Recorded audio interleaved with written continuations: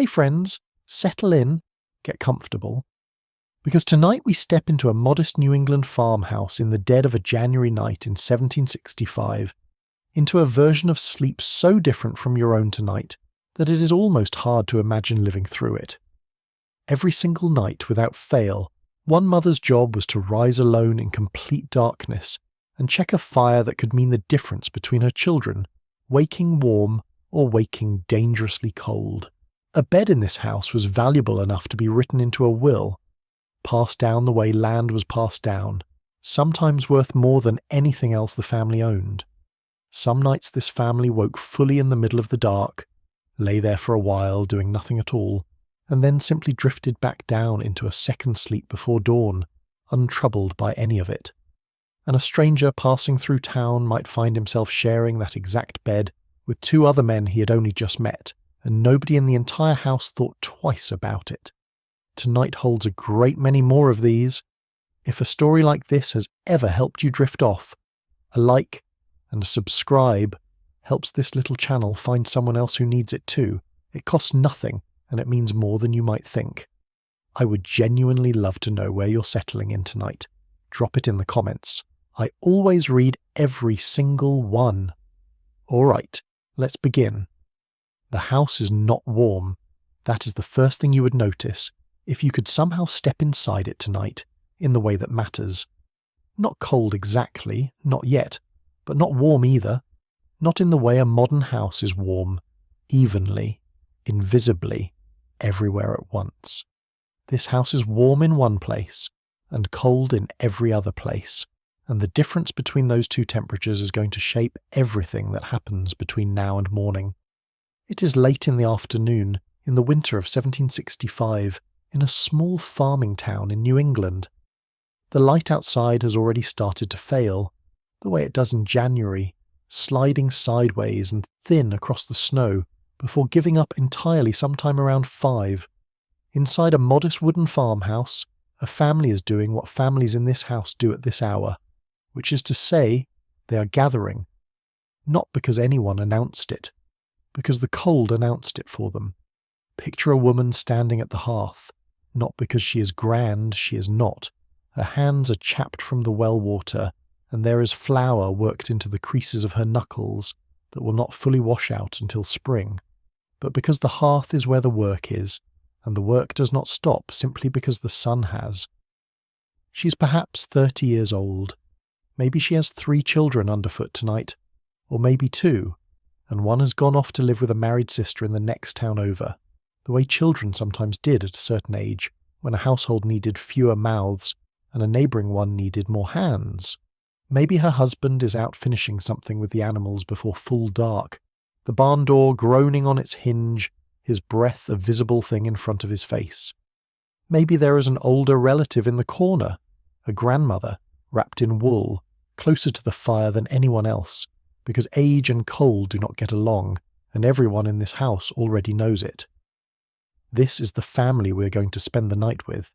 Not because they are remarkable, because they are not. That is rather the point. Here is something worth sitting with for a moment before we go any further. This family is about to do something that every single person alive in this house tonight will do, and that you did as well last night. They are going to sleep. That sounds almost too obvious to say out loud, but the way they are about to do it, the actual mechanics of it, the temperature of it, the company of it, the darkness of it, would look to you like something closer to an ordeal than a bedtime. And to them, it would simply look like Tuesday. There is no thermostat on this wall. There will never be a thermostat on this wall. There is no furnace humming somewhere in a basement, because there is no basement, not really. Just a shallow cellar dug for root vegetables and the occasional barrel of cider. There is no bedside lamp with a switch you can reach without opening your eyes. There is no alarm clock glowing red in the dark, no phone to check, no sense, really, of a fixed and universal hour that everyone in the colony agrees on down to the minute. There is a fire, and there is the sky, and there is a great deal of practiced human judgment standing in for all the technology we now take completely for granted. And there is very little privacy. That is worth saying plainly, early, because it changes almost everything else about how this night is going to unfold. In your house tonight, you likely have a door you can close, a room that is understood to be yours, or at least yours to share only with the person you have chosen to share it with. This family does not have that, not in any way you would recognize. The house has perhaps 3 or 4 rooms total, and sleeping happens in more than one of them, but rarely with the kind of separation modern life assumes as a baseline human right. Children share beds with siblings, sometimes with parents when they are very small. An older child might sleep in a loft above the main room, tucked under the roofline where the heat from below rises just enough to make the difference between miserable and merely uncomfortable. So here is the real question underneath tonight's story, the one I want you to carry with you as we go. Why did people 200 and some years ago sleep so differently than we do? And I want to be honest with you, the answer is not simply that beds were worse, although in some ways they were. The deeper answer involves how this family understood darkness itself, how they understood warmth, how they understood the idea of a family unit sharing space, how they understood time passing across a night with no clock to confirm it, and how they understood the difference between a rich household and a poor one. Because that difference, more than almost anything else, decided how a person in this century actually slept. Let us start with the cold, because the cold is not a detail tonight. It is closer to a character in its own right. A wooden house in New England in January is, by any modern measure, a cold place to live. The walls are wood, sometimes filled with a rough insulation of clay and straw called wattle and daub, if the family could afford the labour of it, sometimes left with nothing at all between the outer boards and the inner wall, save the width of the wood itself. Wind finds its way through gaps around window frames that were never meant to be airtight, because airtight was not yet a concept anyone was building toward. Frost forms on the inside of small glass panes, not just the outside, delicate feathered patterns that a child might trace with one curious finger, before getting scolded for touching the cold glass with bare skin. The fireplace, enormous by our standards, wide enough that a grown man could nearly stand upright inside it, is the single most important object in the house. Everything orbits it. Cooking happens in it and around it, with iron pots hung from a swinging arm called a crane, adjustable, so a pot could be moved closer to or farther from the flame depending on how hard something needed to boil. Light comes from it, more reliably than from any candle, because candles cost money and firewood, while not free, is at least something a family can gather and cut for themselves rather than purchase outright. Warmth comes from it, but here is the part that surprises people every single time I mention it. The warmth from that fire does not travel very far. Stand 10 feet from a roaring hearth fire on a January night, and you will feel something close to comfortable, your front warm, your face flushed. Turn around, and your back will be genuinely cold, because the fire is radiant heat, not the even ambient warmth of a modern furnace pushing air through ducts into every corner of a house. Walk into the next room, and the difference is not subtle. It might be 40 degrees warmer beside that hearth than it is in an unheated bedchamber down the hall, and that gap, that specific and physical gap between the warm room and the cold one, is going to matter enormously in about 2 hours, when it is time for this family to actually go to sleep. There is a reason people of this century did not generally sleep in large open bedrooms the way we sometimes imagine when we picture the past through the soft focus of a costume drama. Smaller spaces held heat better. A modest household with grown children might have exactly one proper bedchamber on the ground floor, near enough to the chimney to catch some residual warmth radiating through the shared wall, and then a loft or a half-story above where the roof slopes down low enough that only a child or a very determined adult could stand fully upright. That loft is colder. Everyone in the house knows it is colder, and yet that is often where the children sleep, 2 or 3 to a bed, sometimes more, not out of cruelty, but because shared body heat under a heavy layer of wool was, for centuries, one of the most reliable heating technologies available to ordinary people, and nobody in this house would have thought to call it a technology at all. They would simply have called it common sense. Let us talk about the bed itself for a moment, because it is not what you are picturing, Or at least it is probably not only what you are picturing.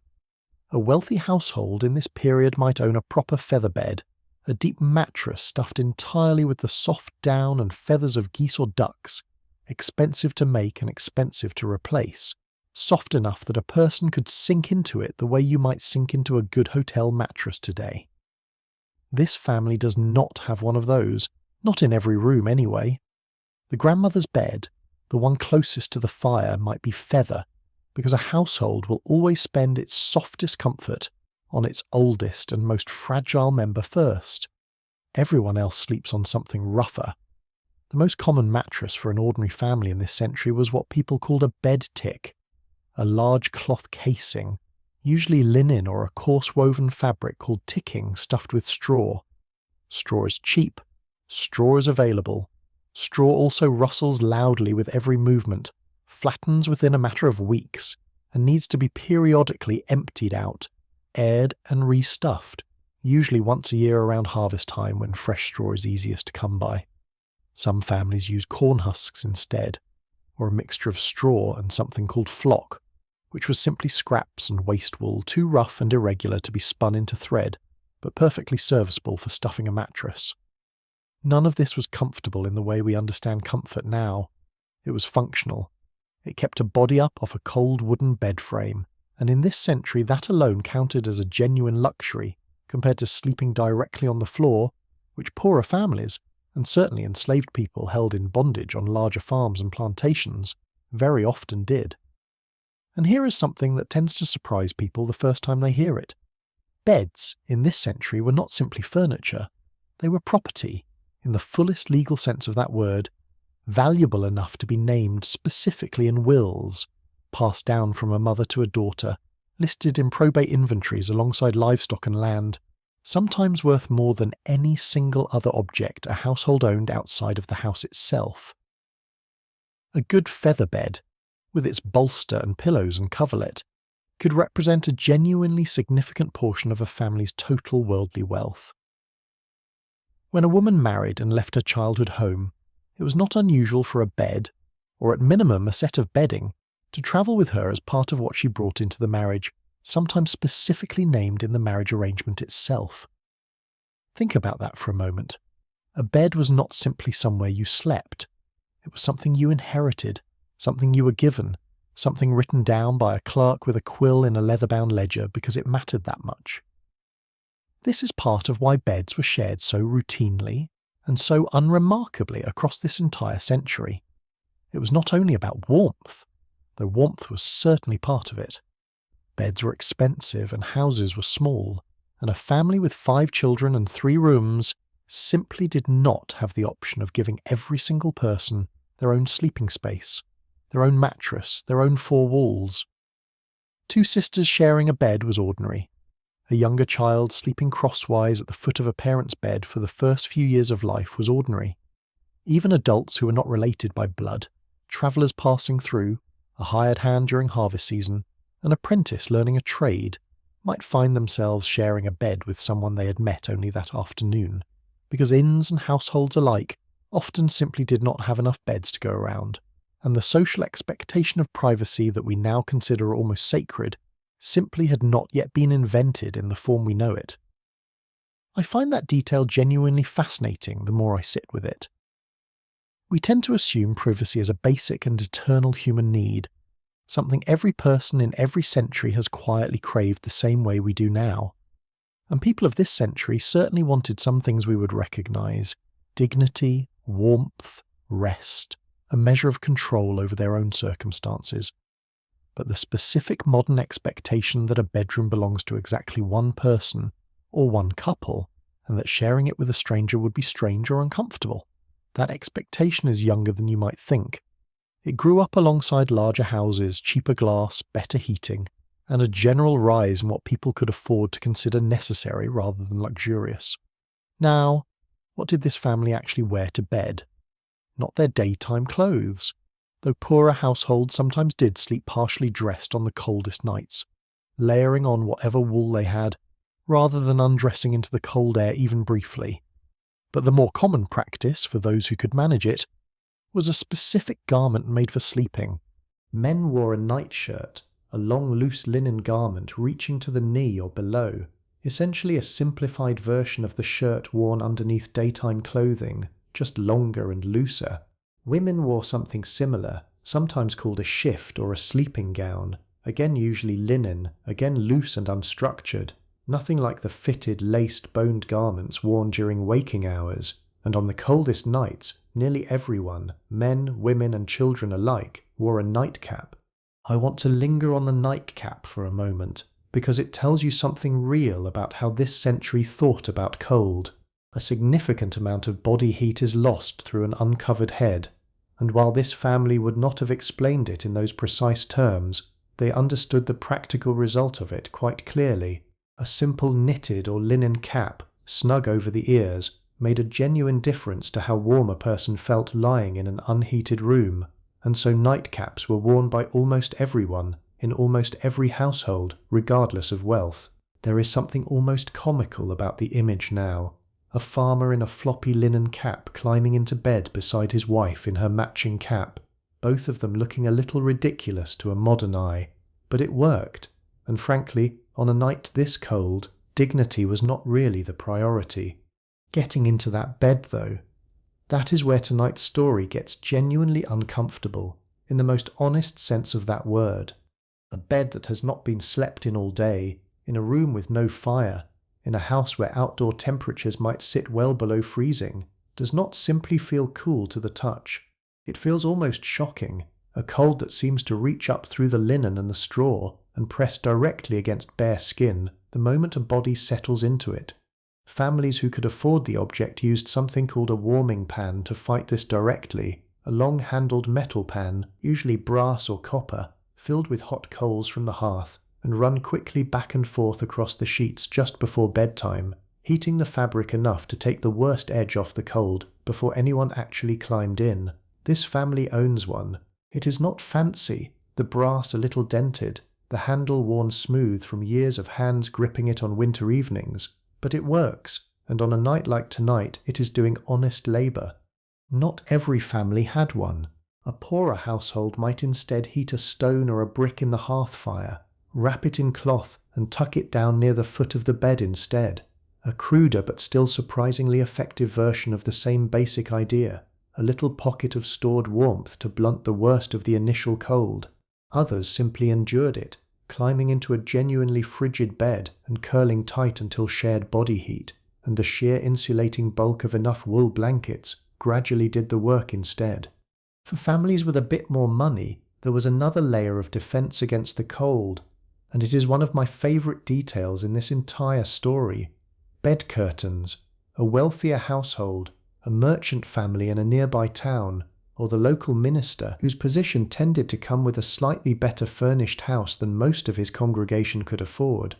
might have a bedstead built with a wooden frame extending up and around it, hung with heavy woven curtains on all four sides. Drawn closed at night, those curtains did something remarkably close to what modern insulation does. They trapped body heat inside a small enclosed pocket of air, cutting off drafts, holding warmth close, essentially creating a tiny room within a room. It is not so different, if you think about it, from a child building a blanket fort, except this family built one every single night as a matter of practical necessity rather than play. This family does not have curtains like that. Their bedstead is a simple wooden frame, ropes strung tightly across it in a crosshatch pattern to support the mattress from below. No curtains, no canopy, nothing but the bed tick and the blankets and whatever body heat they can generate and hold onto together. That is one of the quiet, constant differences this century enforced between one household and another.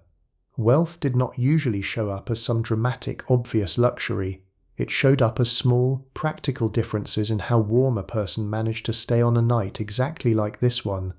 There is a particular kind of unpleasantness worth mentioning here too, one that anyone who has ever camped in genuinely cold weather will understand instinctively. Getting up. Once you are warm, once your body heat and the wool blankets and whatever companion is sharing the bed with you have finally built up a small, hard-won pocket of warmth against the freezing air of the room, leaving that pocket of warmth for any reason is a genuinely unpleasant proposition.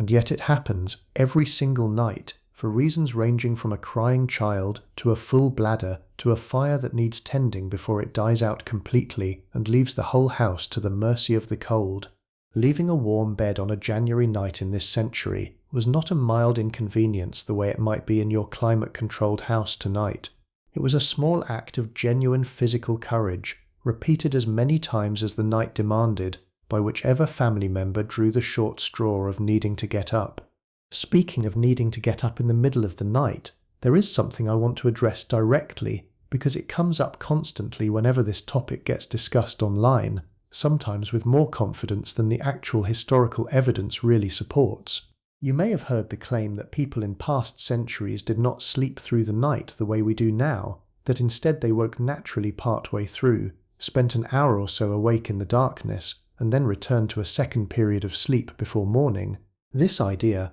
often called first sleep and second sleep, is real, and it does appear in historical documents, diaries, court records, and literature from earlier centuries describing a period of wakefulness in the middle of the night as an ordinary, unremarkable part of life.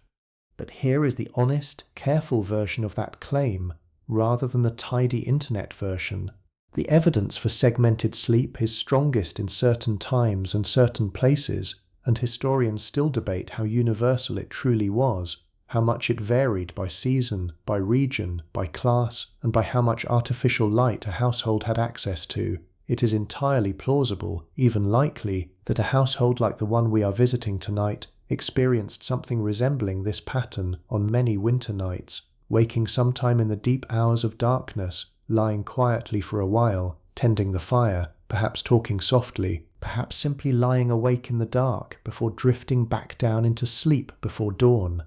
But I do not want to hand you a myth dressed up as certainty. What we can say honestly is that the rigid, unbroken 8-hour block of sleep that many of us now consider normal was not the only pattern available to people of this era, and interrupted sleep, for whatever reason, carried none of the anxiety it might carry for you tonight, lying there worrying about an alarm clock. There was no alarm clock. There was only the fire, and the dark, and eventually the light. Which raises a genuinely interesting question. How did anyone actually know what time it was, in the middle of a pitch-dark January night, with no phone on the nightstand and no clock ticking on the wall? Some households, generally wealthier ones, owned a clock, a genuine mechanical clock, tall and wooden-cased, ticking steadily in the main room, its chime marking the hours for anyone within earshot. This family does not own one. Clocks were expensive, delicate, imported, or built by a skilled and costly craftsman, and entirely unnecessary for the actual rhythm of rural life, which ran less on the hour and more on the task. Instead, this household, like most households of its kind, told time the way people had told time for centuries before any clock existed. The position of the moon and stars, for anyone awake and willing to look. The crow of a rooster, imperfect and occasionally premature, but a genuinely useful marker nonetheless. The particular quality of darkness itself, the difference between the deep absolute black of midnight and the faint grudging grey that crept in an hour or so before actual sunrise. A church bell, in towns large enough to have one, sometimes rung at set hours to mark the passage of the night for the entire community at once. And simple practiced habit, the same internal clock every human body still carries today, if we would only let it work, telling this family, more or less reliably, roughly how much of the night remained. I want to widen the view for just a moment here, because this family's experience, real and representative as it is, was far from the only version of a colonial winter night. A wealthier household in Boston or Philadelphia might have several fireplaces instead of one, meaning more than a single room in the house could hold real warmth through the evening. They might own multiple feather beds, proper bed curtains in every chamber, enough candles that light was not treated as quite so precious a resource, and servants whose job it was to warm beds, bank fires, and manage exactly the kind of cold weather preparations this family has to handle entirely for themselves. A poorer family, meanwhile, might have only a single room for the entire household to eat, work, and sleep in together, one bed or perhaps none at all, sleeping instead on pallets laid directly on the floor near the hearth. every scrap of available warmth shared among every single person in the house without exception. And for enslaved people held in bondage on larger farms and plantations further south, or even here in New England, where slavery existed on a smaller scale but existed nonetheless, sleeping conditions were rarely a matter of household comfort at all. Enslaved individuals were frequently housed apart from the main family dwelling entirely, in separate quarters that were often colder, more crowded, and far less well maintained than even the humblest freeborn household, with little to no control over their own sleeping arrangements, bedding, or privacy. It would be dishonest to describe this night without acknowledging that plainly. Not every person asleep in colonial America tonight was asleep by anything resembling their own choice, in anything resembling their own space. There is regional variation too, worth mentioning briefly before we return fully to this one house and this one night. A family in Virginia or the Carolinas would be having an entirely different January than this one, milder, sometimes barely cold enough to require a fire at all after midday, and the seasons themselves reversed the entire equation. Summer in this same New England house brought its own distinct sleeping challenges. Not cold, but heat. Not too little airflow, but sometimes too much of the wrong kind. Mosquitoes and biting insects finding their way in through open shutters, families sometimes sleeping with lighter linens only, windows propped open, occasionally a loosely woven netting hung over a bed in regions where insects were a genuine nightly torment rather than a minor summer nuisance. Tonight is not that night. Tonight is January, and the cold is the whole story. One more variation worth a moment of attention, and then we will return fully to the house and stay there for the remainder of the night.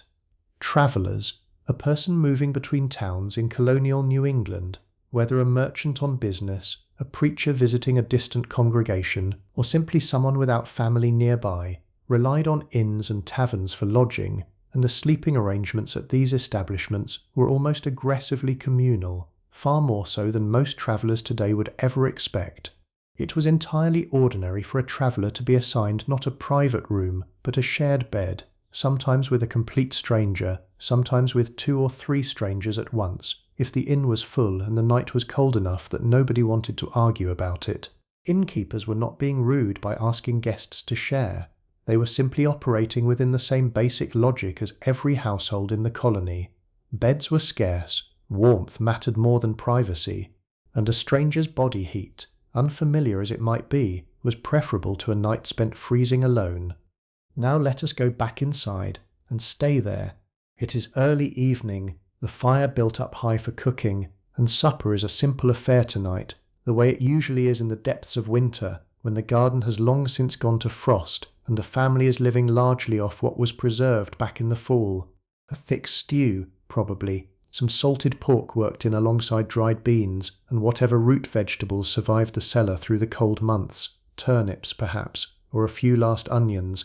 Bread made from flour that took real labour to produce, eaten without much ceremony, because in this house food is fuel first and pleasure second, though that does not mean it goes unappreciated. There is something in a warm bowl of stew on a night this cold that needs no embellishment. The mother ladles it out. The children eat quickly, hungry from a day spent partly outdoors doing whatever chores a child of this era was expected to help with, hauling water perhaps, or feeding chickens, or simply staying out of the way of adults with real work to finish before dark.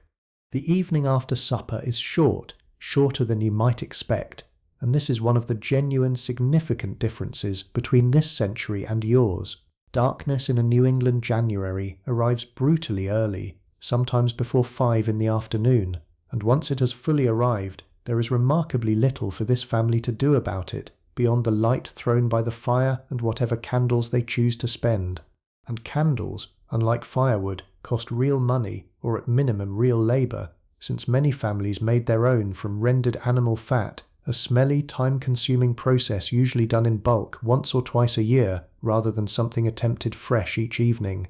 So the hours between supper and bedtime tend to be quiet ones, spent close to the hearth, doing whatever small tasks can be managed by firelight. The mother might mend a torn shirt, her needle catching the orange light with each pass. The father might work at something with his hands, sharpening a blade, mending a harness strap, The kind of task that does not require good light so much as familiar muscle memory. A grandmother, if there is one in this house, might tell a story, or lead a brief prayer, or simply sit closest to the flame, her hands folded, her eyes half closed, content in the particular way that old age sometimes settles into a warm chair after a long life spent mostly on its feet. The children are getting sleepy now, and this is a real and physical thing, not simply a narrative device. Without the artificial light we now take for granted, without a bright kitchen or a lit television or a glowing phone screen to keep young eyes alert past their natural cue, children in this century, and honestly adults too, tended to feel genuinely biologically tired far earlier in the evening than most of us do now. There is something worth noticing in that, quietly, without making too much of it. Darkness itself used to be a kind of instruction. It told the body what to do, and mostly the body listened. Bedtime in this house is not a single event so much as a slow unravelling. The youngest child is the first to go, carried or led to the loft above, already half asleep on her feet, tucked in alongside an older sibling who has been sent up slightly earlier than usual tonight specifically to help settle her. That loft is cold. I want to be honest about that rather than soften it. The heat from the hearth below rises just enough to keep the space from being genuinely dangerous, but nowhere near enough to make it comfortable in any way we would recognize. The children sleep close together under a heavy pile of blankets, the eldest instinctively curling around the youngest the way siblings in cold houses have done for as long as there have been cold houses and siblings, generating warmth for each other without either of them ever once thinking of it in those specific terms. It is simply what you do. It is simply how the night is survived.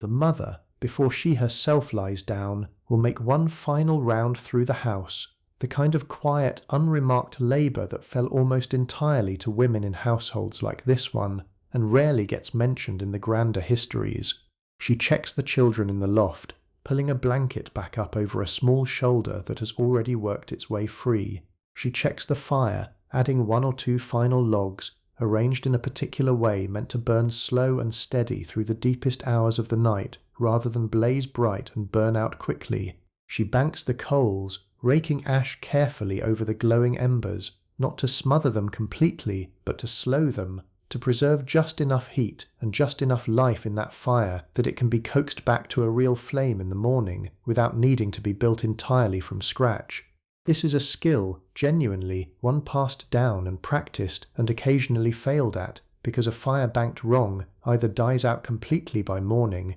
leaving the house frigid and the day starting with cold hands and flint and steel, or it smoulders too actively and burns through the good wood faster than intended, leaving less fuel for tomorrow night.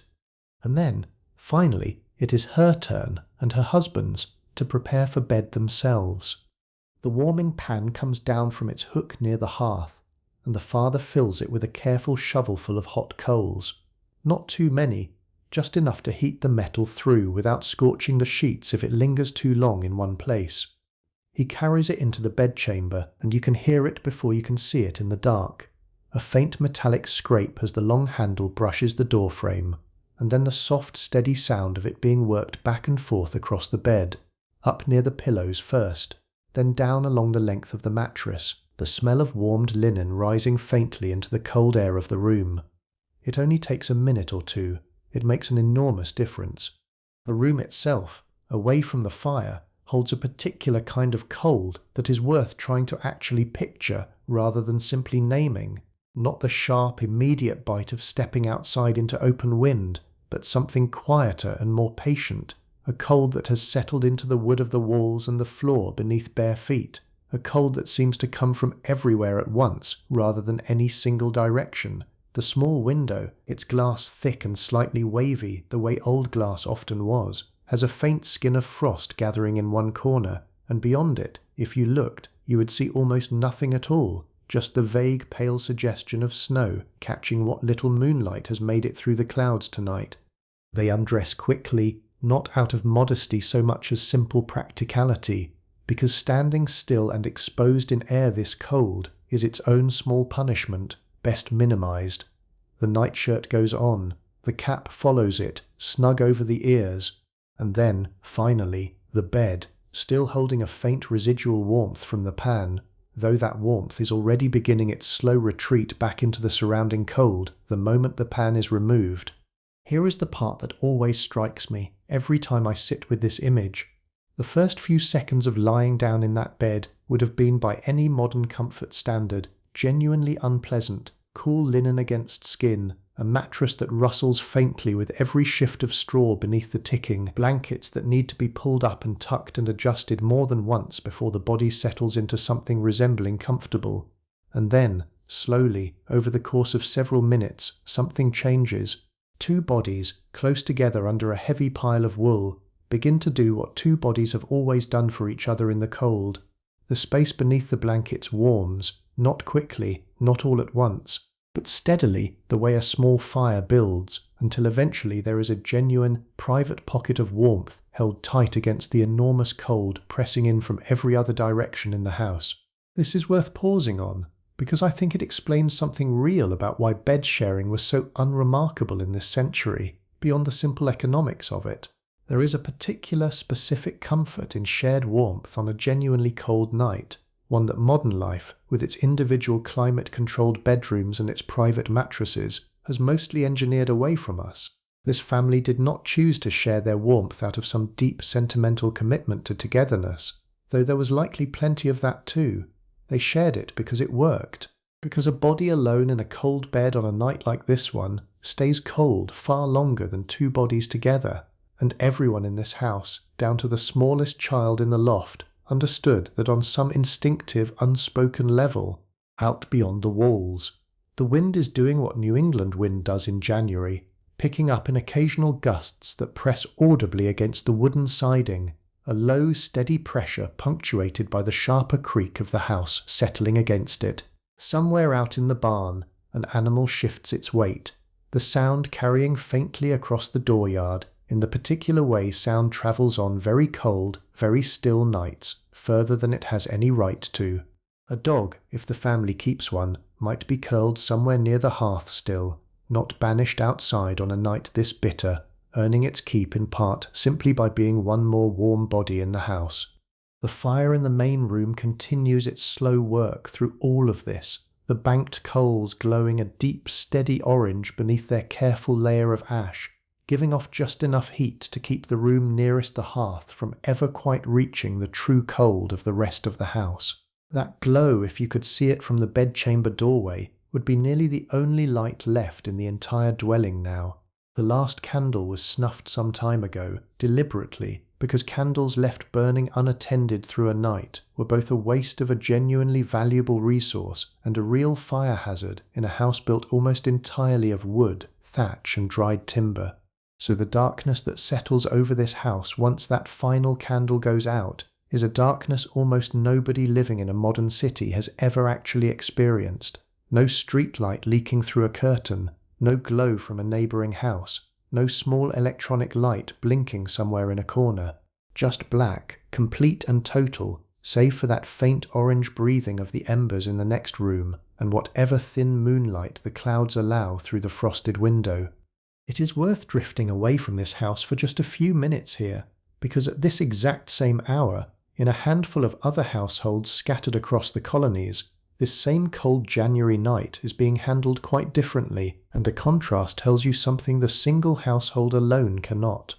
In Boston, not so very far away as the crow flies, though it might as well be a different world in terms of how the evening unfolds, a merchant's family is settling into a house with not one fireplace but three. One in the main room where the family gathers, one in the kitchen where a hired cook has already banked the coals for the night, and one, remarkably, in the primary bedchamber itself, a genuine luxury that means this family will not face anything close to the temperature drop our farming family is currently enduring. Their bed is feather, deep and soft, framed in dark wood and hung on all sides with heavy woolen curtains, drawn snugly closed now, creating that small enclosed pocket of trapped warmth we spoke of earlier. A servant, a young woman perhaps not much older than the eldest daughter of our farming family, has already been through earlier in the evening with a warming pan, and will likely be the first person awake come morning, tasked with reviving the fires in each room before the family itself rises. her own sleeping arrangement, tucked into a small unheated room near the kitchen, or sometimes in the kitchen itself where residual warmth from the day's cooking lingers longest, is a good deal closer to what our farming family experiences than to what her employers enjoy just a few rooms away. Wealth, in this century as in most, did not simply buy comfort for a household. It bought comfort for some members of a household, and often shifted the cold, quite literally, onto whoever occupied the lowest rung of it. Further south, meanwhile, a family working a small tobacco farm in Virginia is having an entirely different January altogether, one where the fire still matters, where the nights still turn genuinely cold, but rarely with the same brutal, bone-deep persistence New England endures for months at a stretch. Their windows might stay unshuttered a little longer into the evening, their bedding might be slightly lighter, and on the same plantation, in separate quarters set apart from the main house, enslaved families are enduring a version of this cold night with almost none of the tools available even to our modest New England household. Thinner blankets, if any at all, cruder shelter, no warming pan making its careful rounds, no say whatsoever in how their own sleeping arrangements are decided. It would be a disservice to this story to let that fact simply vanish into the general warm, cozy atmosphere of a history video about beds and blankets. Not every family in colonial America slept by choice, in a space of their own choosing, tonight or any night. And in the very same New England town as our central family, just a short walk down a snow-packed lane, a poorer household is facing this same bitter night with even fewer resources than our family enjoys. One room, a single fireplace that also serves as the kitchen, doubling as the only heat source for every single person under that roof. No warming pan, the family instead relying on a heated stone wrapped in an old scrap of wool, passed hand to hand before bedtime, so each child gets a brief turn holding it against their chest before it is tucked down near cold feet instead. Perhaps only 2 beds for 6 people, meaning some of the youngest children sleep 3 or 4 to a single mattress, while an older sibling or 2 makes do on a straw pallet laid directly on the floor nearest the hearth, the warmest spot in the entire house, and therefore the one most fiercely, if silently, competed for on a night this cold. There is also in this same town a young man of perhaps 16 apprenticed to the local blacksmith, living not with his own family at all, but boarded within his master's household, as was entirely typical for a boy learning a trade in this century. He sleeps not in a proper bedchamber, but in a small loft space above the smithy itself, closer to his tools than to any family warmth, his bedding sparse, his blankets his own responsibility to maintain and mend, his position in that household somewhere between family member and hired labour, occupying a strange in-between social space that this century understood perfectly well, even if it can feel unfamiliar to describe now. He is not unhappy, particularly. This is simply how a boy his age and his station learns a trade, boards with a master, works long hours, and sleeps wherever a corner can be found for him. But his night, too, is cold, and his blankets are thinner than they might be back in his own family's house, and there is nobody warming his bed with a pan before he climbs into it. Back now to our farming family, and to the deep hours of this particular night, because this, more than any of these brief detours, is where tonight's story actually lives. Sleep, when it finally comes the way it always does when a body is genuinely tired and finally warm enough to let go, gradually and then all at once, the mind drifting loose from the small worries of the day, the fire's low crackle from the next room fading into something more like background music than a distinct sound. The mother sleeps first, usually, worn down by a day that started well before dawn and has not truly paused since. The father follows not long after, his breathing slowing, deepening, the particular heavy stillness of a working man's rest settling over him. Up in the loft, the children have long since gone quiet, the eldest curled protectively around the youngest, both of them small enough that the space beneath their shared blanket has become genuinely warm, almost cozy, in a way that would surprise anyone who only imagined this loft from the outside, picturing nothing but cold. Children, it turns out, generate a remarkable amount of body heat relative to their size, and 2 of them tucked close together under enough wool can create a small, private warmth that holds through even a night as cold as this one, at least for the first several hours. Time passes the way it does in deep sleep, without measure, without any real sense of its own passing, until something, some small shift, some faint sound, some subtle change in temperature as the fire in the next room burns down further, nudges the mother back toward wakefulness sometime in the deepest hours of the night. This is that period we spoke of earlier, the one historians debate the true universality of, but which fits this family's night rather naturally. She does not wake with alarm. There is no anxious lurch of realizing she has overslept, because there is no schedule to have overslept from, no meeting, no alarm that failed to sound. She simply surfaces, the way a person sometimes does, into a quiet, dark wakefulness that carries none of the urgency modern interrupted sleep so often does.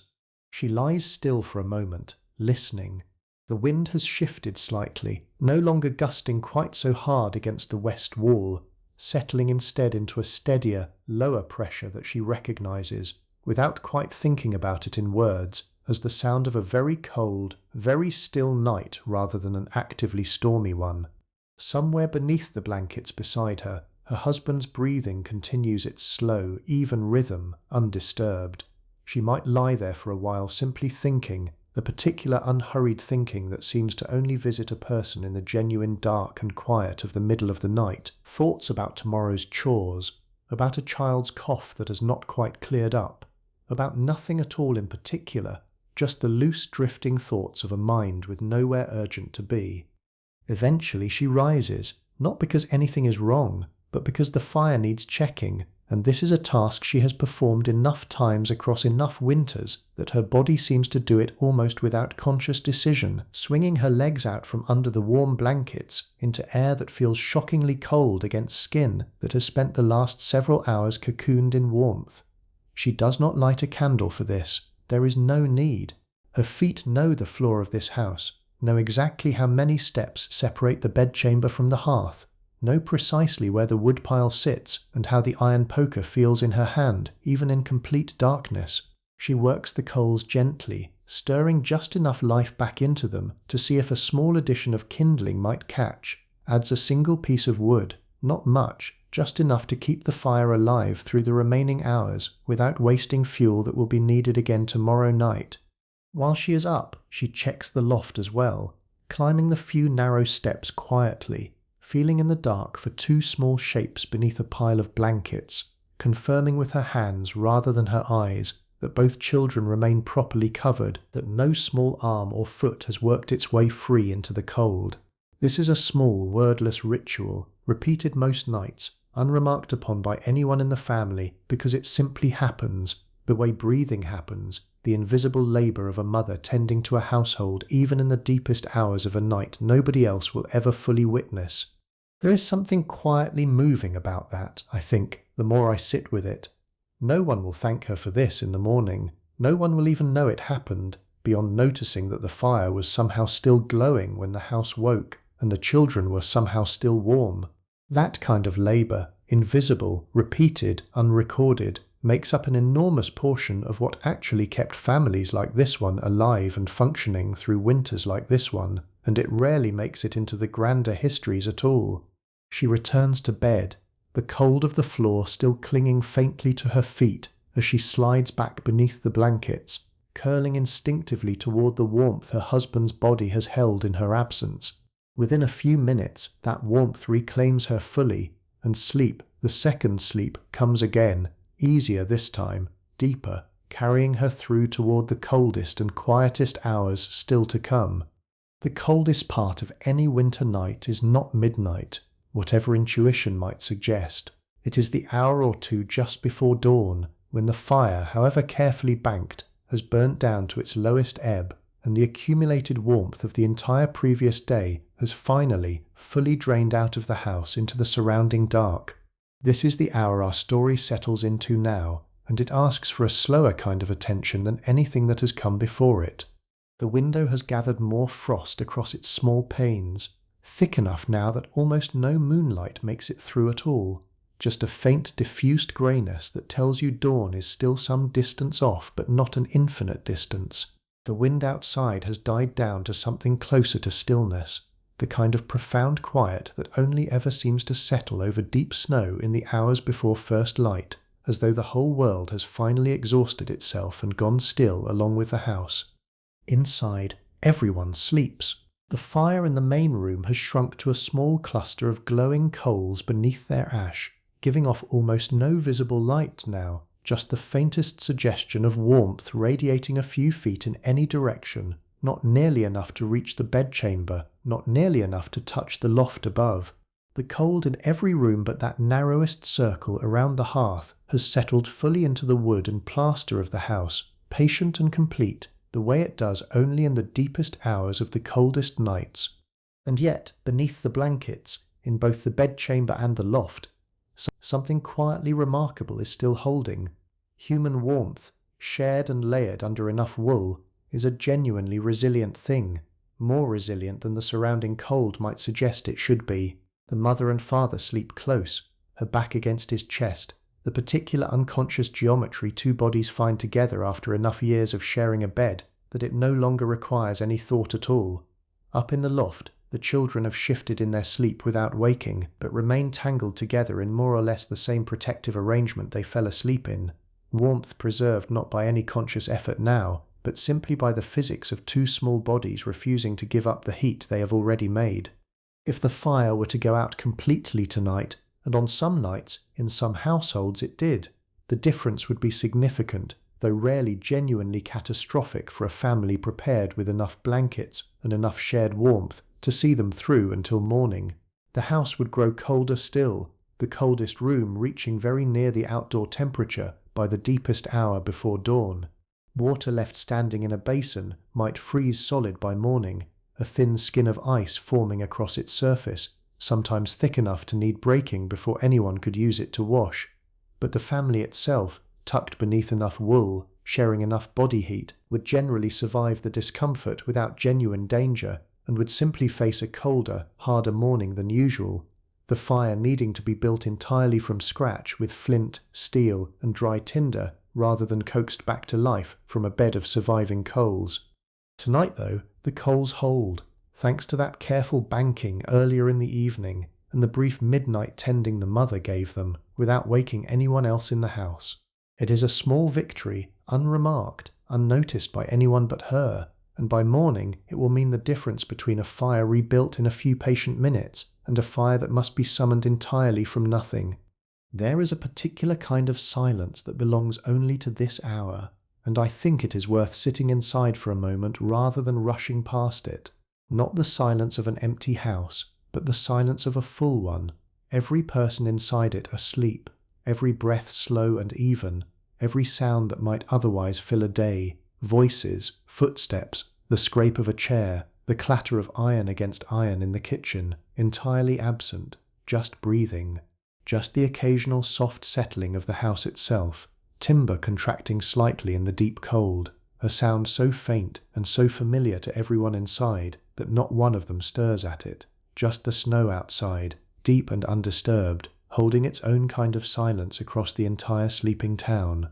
Somewhere in that silence, the night reaches its lowest point, its coldest hour, the hour furthest from both the warmth of yesterday and the promise of tomorrow. And then, almost imperceptibly at first, it begins, very slowly, to turn. Morning does not arrive quickly in a New England January. It arrives the way water rises in a slow tide, degree by degree, the black sky outside the frosted window shifting first to the deepest, barely perceptible blue, then to a dull pewter grey that seems to take an unreasonably long time to actually resolve into anything you could confidently call daylight. Somewhere outside, a rooster announces the change before the sky has fully committed to it, its crow carrying sharp and clear across the frozen dooryard, imperfect in its timing the way roosters always are, but close enough to serve its purpose. The father wakes first this morning, as he usually does, some deep and practiced internal clock pulling him up out of sleep a little before actual necessity requires it. He lies still for a moment in the grey half-light, feeling the cold immediately, the specific cold of a face and hands exposed above the blanket line after a full night in an unheated room, sharper somehow in these first waking seconds than it seemed at any point during the night itself, when sleep had softened the edges of everything. He does not linger in that awareness. There is no version of this morning where lingering is really an option. Getting out of a warm bed into a cold room is, as we said earlier, a small act of genuine will, and it does not become easier with practice, not really, only more familiar. He swings his legs out, feet finding the icy wooden floor, and moves quickly, pulling on the clothes he laid out the night before, precisely so this exact moment would require as little fumbling as possible. Wool stockings first, then breeches, then a heavy shirt over the nightshirt he slept in, layering directly over rather than undressing fully, because undressing fully in air this cold, even briefly, is not a comfort anyone in this house is willing to spend this early in the morning. The wash basin near the corner of the room has a thin, hard skin of ice across its surface, and he breaks it without much ceremony, the sound sharp and small in the quiet room. Cold water splashed briefly against his face more out of habit and practicality than any real desire for it. There is no warm water yet. Warm water is still an hour or more away, waiting on a fire that has not yet been rebuilt. That task falls to him now, and he moves toward the main room where the coals, thanks to his wife's careful banking hours earlier and her brief midnight tending, are still holding a faint, stubborn warmth beneath their blanket of ash. He kneels before the hearth, raking the ash back carefully, revealing a small cluster of coals glowing a deep, dull orange. Not much, but enough. He feeds it slowly, first the thinnest, driest kindling he can find, coaxing a small flame back to life with patient, practiced breath, then gradually larger pieces of wood as the flame catches and strengthens. Within a few minutes, real fire is burning again, and the process that will slowly, over the next half hour or so, begin pulling the whole house back up out of the deep cold of the night, has properly begun. The mother rises not long after him, and her first task, before even dressing fully herself, is the children. She climbs to the loft, where the cold has done its work overnight, and finds two small faces peering out from beneath the pile of blankets, cheeks flushed pink from the cold air, even though the rest of their bodies stayed warm enough beneath the wool. Getting children up and moving on a morning like this one requires a particular kind of brisk, cheerful firmness, because left to their own preference, they would happily stay buried under those blankets for another hour at least, and honestly, who could blame them? But the day has work in it, chores waiting, and the fire downstairs is only just beginning to warm the house back towards something livable. So up they come, wrapped quickly in whatever layers were left ready the night before, hurried down toward the one room in the house that is, at this early hour, actually worth being in. Breakfast is simple, usually something quick and warming rather than elaborate, perhaps a bit of the previous night's bread, perhaps a hot mash of cornmeal, eaten close to the hearth while the rest of the house slowly climbs back up out of its overnight chill. And with that, more or less, the night is over, and the working day, whatever the particular demands of this particular January morning happen to be, begins in earnest. But before we leave this family entirely and let the day claim them fully, I want to slow back down for a while, because there is more to say about how this century approached the actual experience of a night like this one, more textures worth sitting inside, and we have time yet before we let you go. Let us talk for a while about summer, because it is worth remembering that this exact same house, the one we have spent tonight inside, becomes an almost entirely different place once the seasons turn. The cold that has shaped every single decision of tonight's story, the banked fire, the warming pan, the shared blankets, the nightcaps, all of it eases, and a new set of problems, quieter but genuinely real, takes its place. By July, the fire that felt like salvation in January becomes almost an enemy, something to be avoided in the evening except for the barest cooking necessity, because a house this small holds heat every bit as stubbornly as it loses it, and nobody wants to sleep in a room warmed further by an unnecessary hearth fire when the outdoor air itself is already thick and close. Windows that stayed shuttered tight against January's wind now stand open through the night instead, sometimes covered with a loosely woven cloth or a simple netting where a family could manage it, an early defense against mosquitoes, which in the low damp regions near rivers and marshes could make a summer night genuinely miserable in ways entirely different from winter's misery. Bedding changes too. The heavy wool blankets that felt essential tonight are folded away by summer, replaced with a single linen sheet, sometimes nothing more than that, the same bed tick beneath it, but stripped down to its barest, coolest configuration. And the loft, so cold tonight that the children needed every scrap of shared warmth just to stay comfortable, becomes in July the hottest room in the entire house, heat rising and pooling beneath that sloped roof with nowhere to go, so that a summer night might actually find the children sleeping downstairs instead, closer to whatever cross breeze the open windows can manage, the usual arrangement of the household briefly turned upside down by the season itself. It is a good reminder, I think, that this family's relationship with sleep was never fixed. It bent constantly around whatever the year happened to be demanding of it, and tonight's cold, bitter as it is, will in 6 months be a distant, almost unimaginable memory, the way winter always eventually feels from deep inside a hot summer night, and the way summer, for that matter, feels entirely unreachable from deep inside a night like this one.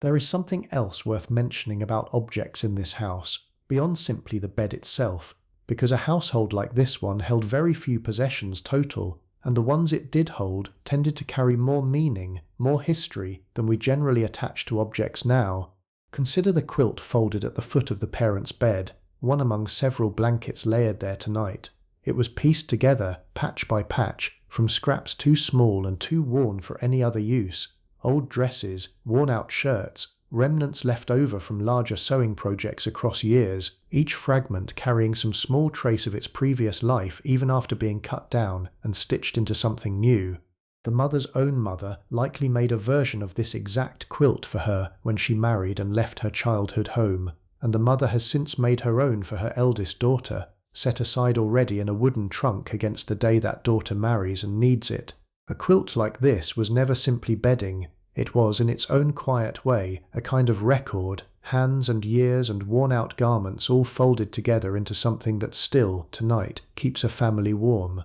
That wooden trunk, too, deserves a moment of attention. Nearly every household of this era owned at least one, sturdy, often the single most substantial piece of furniture in a bedchamber besides the bed itself, used to store the family's modest collection of extra linens, off-season clothing, and whatever small valuables a household possessed. It sits now at the foot of the bed, closed against the cold, holding inside it the family's entire wardrobe beyond what each person is currently wearing, a remarkably small amount of clothing, 2 or 3 changes at most for most family members, mended and remended until a garment's original fabric was sometimes barely recognizable beneath years of careful patches.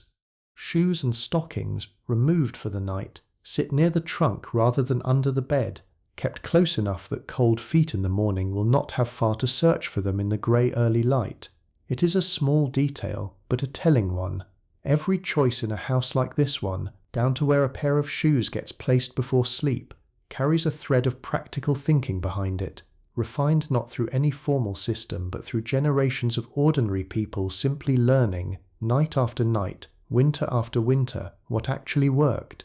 I want to go back for a moment to the children, because there is more worth saying about how the youngest members of a household like this one actually experienced these long winter nights, and it is gentler territory than you might expect, even against a backdrop this cold.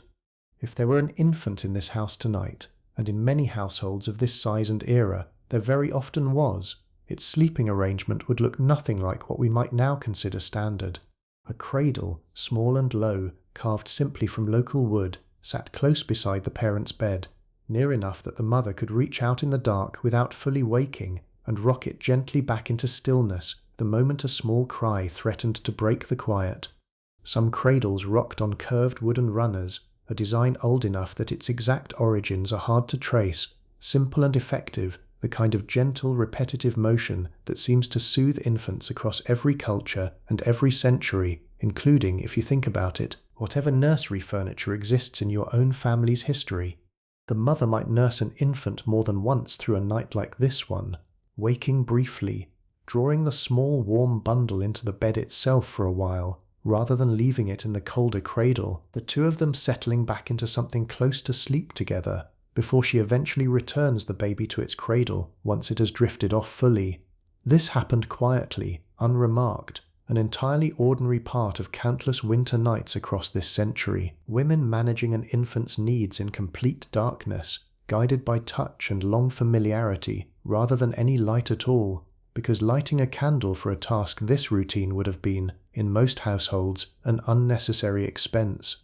An older toddler, meanwhile, one no longer nursing but still too young for the loft, might sleep in a small trundle bed, a low frame on wheels, or simple wooden runners that slid neatly beneath the parent's larger bed during the day and pulled out at night, saving precious floor space in a room that could not spare much of it. This is one of my favourite pieces of practical household design from this entire century, honestly, a solution so simple and so effective that versions of it are still manufactured and sold today, largely unchanged in its basic logic, even if almost nobody buying one now knows quite how old the idea actually is.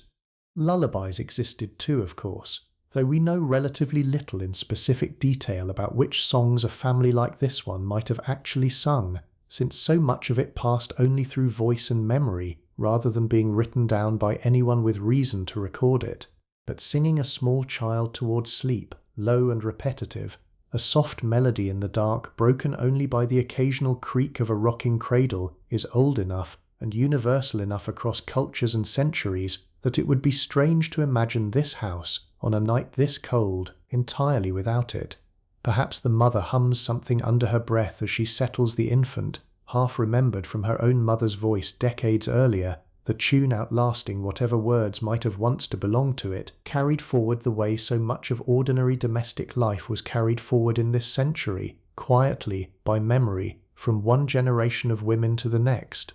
There is one more small practical piece of this night worth mentioning honestly, if briefly, because it is a genuine part of how a household like this one managed the hours between dusk and dawn, even if it is not the most glamorous detail available to us. A chamber pot sat within reach in the bedchamber, and sometimes in the loft as well, a simple practical solution to the obvious problem of what a household does when the only outdoor privy sits some distance from the house across genuinely frozen, genuinely dark ground. Nobody in this house, on a night this cold, walked outside barefoot at 2 a.m. if it could possibly be avoided. The chamber pot was emptied each morning as part of the ordinary rhythm of daily chores, handled without much ceremony or embarrassment, simply one more small, unremarkable piece of managing a household in an era before indoor plumbing existed in any form at all. I mention it only because leaving it out would leave a small honest gap in an otherwise complete picture of what this night actually involved,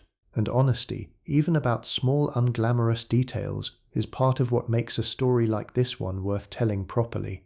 I promised earlier to be careful with the claim about first sleep and second sleep, rather than simply repeating it as settled fact, and I want to actually make good on that promise now, because the evidence behind it is genuinely interesting on its own terms, not simply as a footnote.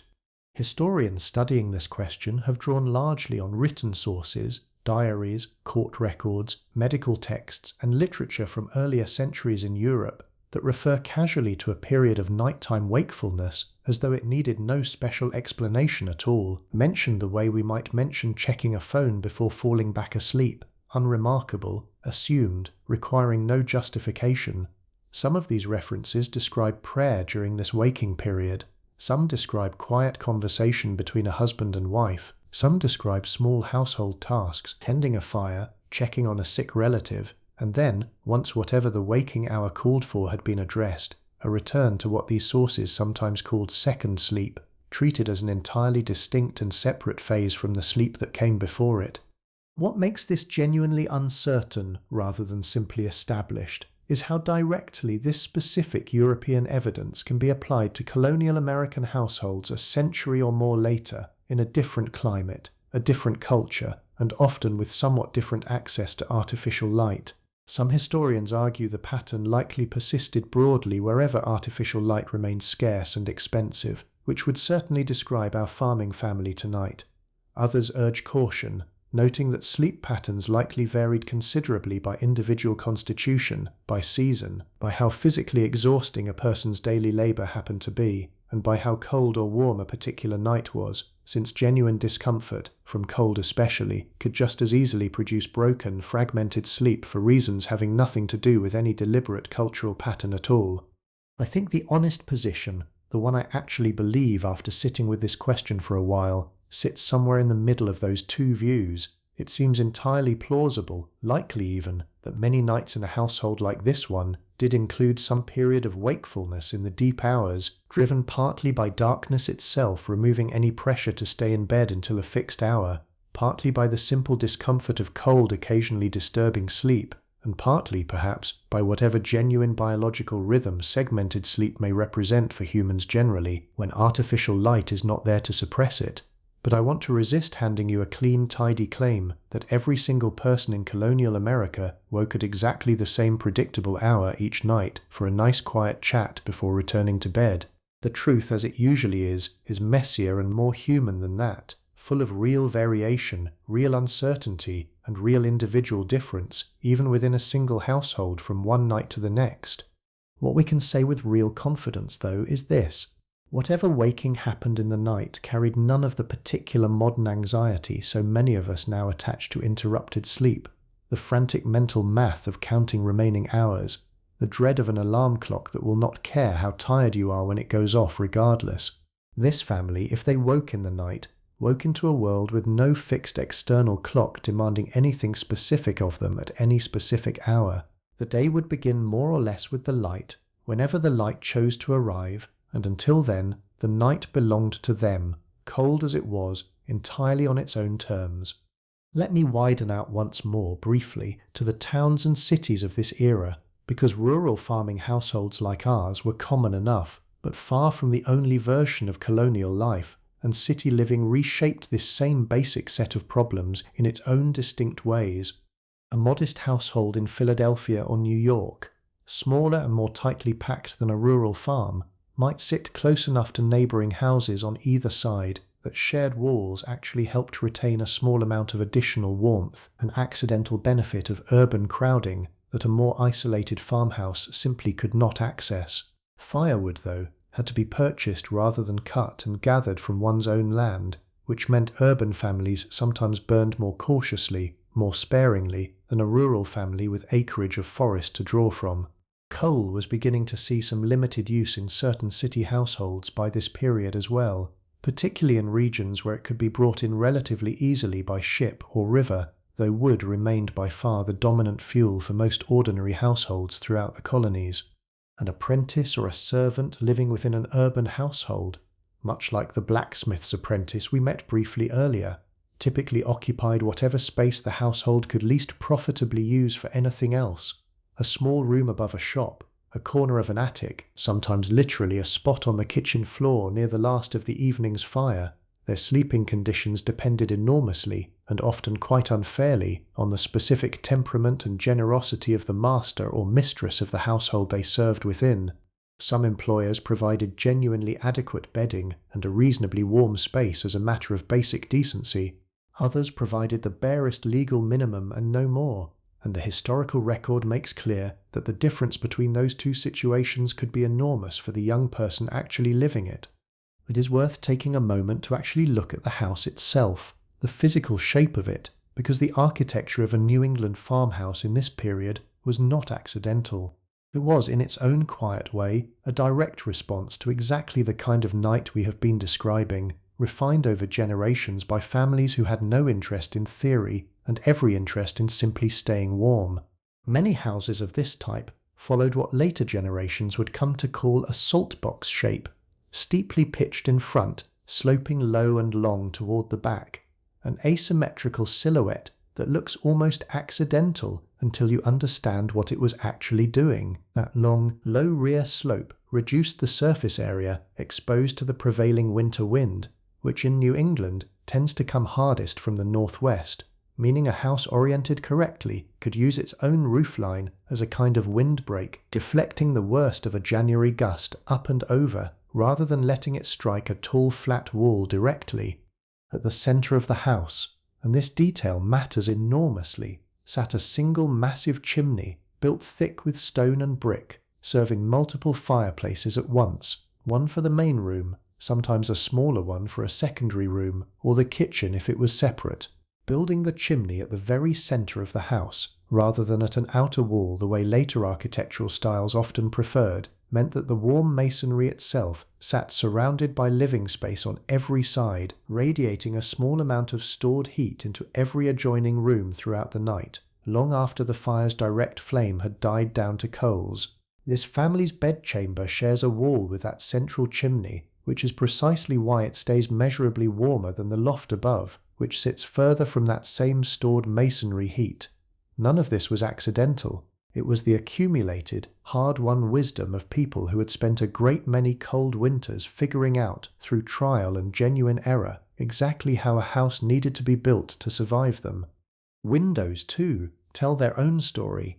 Small, deliberately so, fewer of them than a modern house would consider reasonable, because glass was expensive, imported in many cases, and every square inch of window represented both a real cost and a real weakness in the house's ability to hold heat. Wooden shutters, closed and latched from the inside each evening, provided an additional layer of insulation over even those small windows, a simple but genuinely effective barrier against the worst of the outside cold. Closed now, tonight, over every window in this house, adding their own small contribution to the fight against the January air outside.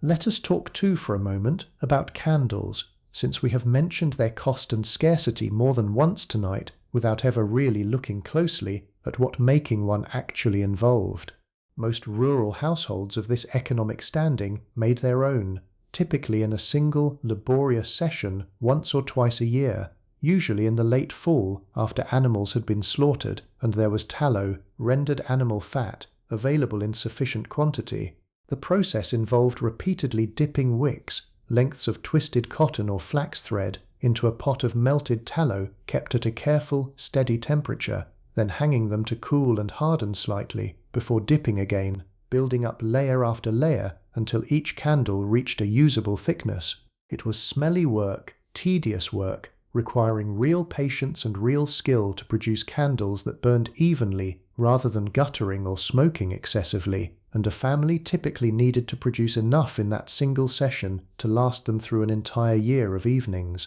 Given that effort and that cost, it makes complete sense that a household like ours would guard its candles carefully, using them sparingly, relying instead on firelight for as much of the evening as possible, and extinguishing every single flame before finally settling into bed. A wealthier household, one that could afford to purchase candles made from beeswax rather than tallow, which burned cleaner, brighter, and with far less unpleasant smell, might use them somewhat more freely, another small, constant marker of the gap between one family's evening and another's, even within the very same small town. Let us return for a while to that bed itself, because there is more to say about what it represented within a marriage, and I think it deserves more than the brief mention we gave it earlier. When this couple married, some years ago now, the bed they sleep in tonight was very likely part of what the wife brought with her into the union, either the physical bed and its bedding outright, or the promise of it, formally noted, sometimes even written into whatever informal agreement the two families reached before the wedding took place. This was not romantic sentiment, particularly, though it might have carried some of that too. It was practical economics, dressed in the shape of domestic life. A household needed a bed to function as a household at all, and a young couple starting out, often with very little else in the way of furniture or savings, relied heavily on whatever their families could provide to get them properly established. Her mother likely gave her the bedding specifically, the ticking, the blankets, perhaps that same pieced quilt we spoke of earlier, sewn over months in the years leading up to the wedding, a young woman's hope chest slowly filling with linens and quilts, long before she had any specific husband in mind to share them with. This was simply what a girl of this century did, from a fairly young age, sewing and saving toward a marriage that had not yet happened, and might, for all she knew at the time, involve any number of different men. It strikes me as a strange kind of patience, viewed from where we sit tonight, preparing so carefully and so far in advance for a future that remained, in its particulars, entirely unknown. The bed frame itself, the wooden structure and its rope supports, more likely came from the husband's side, built perhaps by his father. or by a local craftsman paid in either coin or trade for the labour, another small piece of the practical foundation a new household required before it could properly call itself a household at all. Between the two contributions, frame from one family, bedding from the other, the bed this couple sleeps in tonight became, in a very real sense, the physical joining of two households into one, present with them every single night since, faithfully doing its quiet work regardless of what else has changed across the years, a good harvest or a hard one, a healthy child or a lost one, sickness, recovery, the slow accumulation of an ordinary married life, built one cold night after another. If the grandmother in this house is a widow, and she very well might be, her own sleeping situation carries its own particular history worth understanding. A widow in this century, especially an older one without significant property of her own, often moved into the household of a grown child, exactly as we imagine happening here, bringing with her whatever bed or bedding she had managed to keep from her own marriage, and taking, typically, the warmest available spot in her new household, as we mentioned earlier, both out of genuine familial respect and out of the practical understanding that age made the cold considerably more dangerous. Elderly bodies lose heat more readily and recover it more slowly than younger ones, a fact this century understood empirically even without the specific medical vocabulary we might use to explain it now, and a family's care for its oldest members frequently showed up first and most consistently in exactly this kind of quiet, practical accommodation: the best spot by the fire, the thickest blanket, the earliest turn with the warming pan. There is a particular kind of household knowledge too worth mentioning here, knowledge that had nothing to do with clocks or calendars, and everything to do with close, patient attention to the natural world around this farm. A father in a household like this one could often predict, with real accuracy, roughly how cold a coming night might be, based on signs that would mean nothing at all to most of us now: the particular colour and clarity of the evening sky, the behaviour of the livestock in the barn, the way smoke rose from the chimney, straight and thin on a still cold night, or bent and scattered when a storm was building somewhere out beyond the horizon. This knowledge shaped how much wood got cut and stacked, how carefully the fire got banked, whether the warming pan came out at all, or was judged unnecessary for a milder evening. None of it was scientific, exactly, not in the formal sense we would use that word now, but it was accurate, hard-won, and passed down carefully from one generation of farmers to the next, exactly the kind of practical wisdom this family has relied on, without ever really naming it as wisdom, to get safely through tonight. Before we drift back fully into the quiet of this particular night, I want to mention the animals for a moment, because a family like this one did not simply worry about its own warmth on a night this cold. The livestock mattered too, sometimes desperately so, since a family's entire economic survival could depend on a cow surviving the winter healthy enough to calve in spring, or a handful of sheep making it through to shearing season without losing too much of their number to the cold.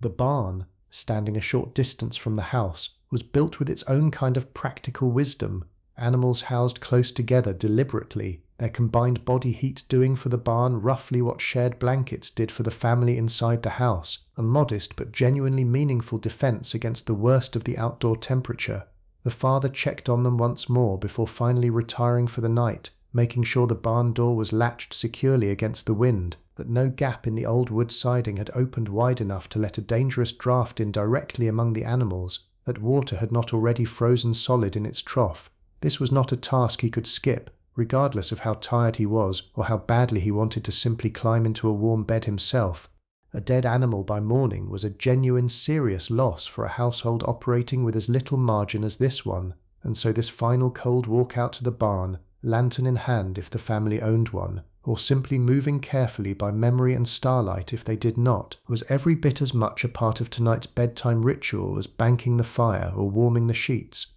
A farm dog, if this family keeps one, likely slept in the barn as well tonight, one more warm body among the animals, earning its keep by raising an alarm should anything disturb the livestock in the deep hours: a fox investigating the chicken coop too closely, or simply the ordinary restless shuffling of cold animals settling for the night.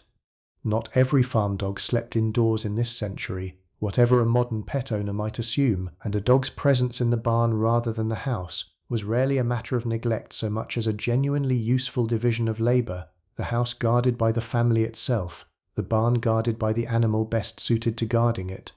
Now back inside, and back into the quiet.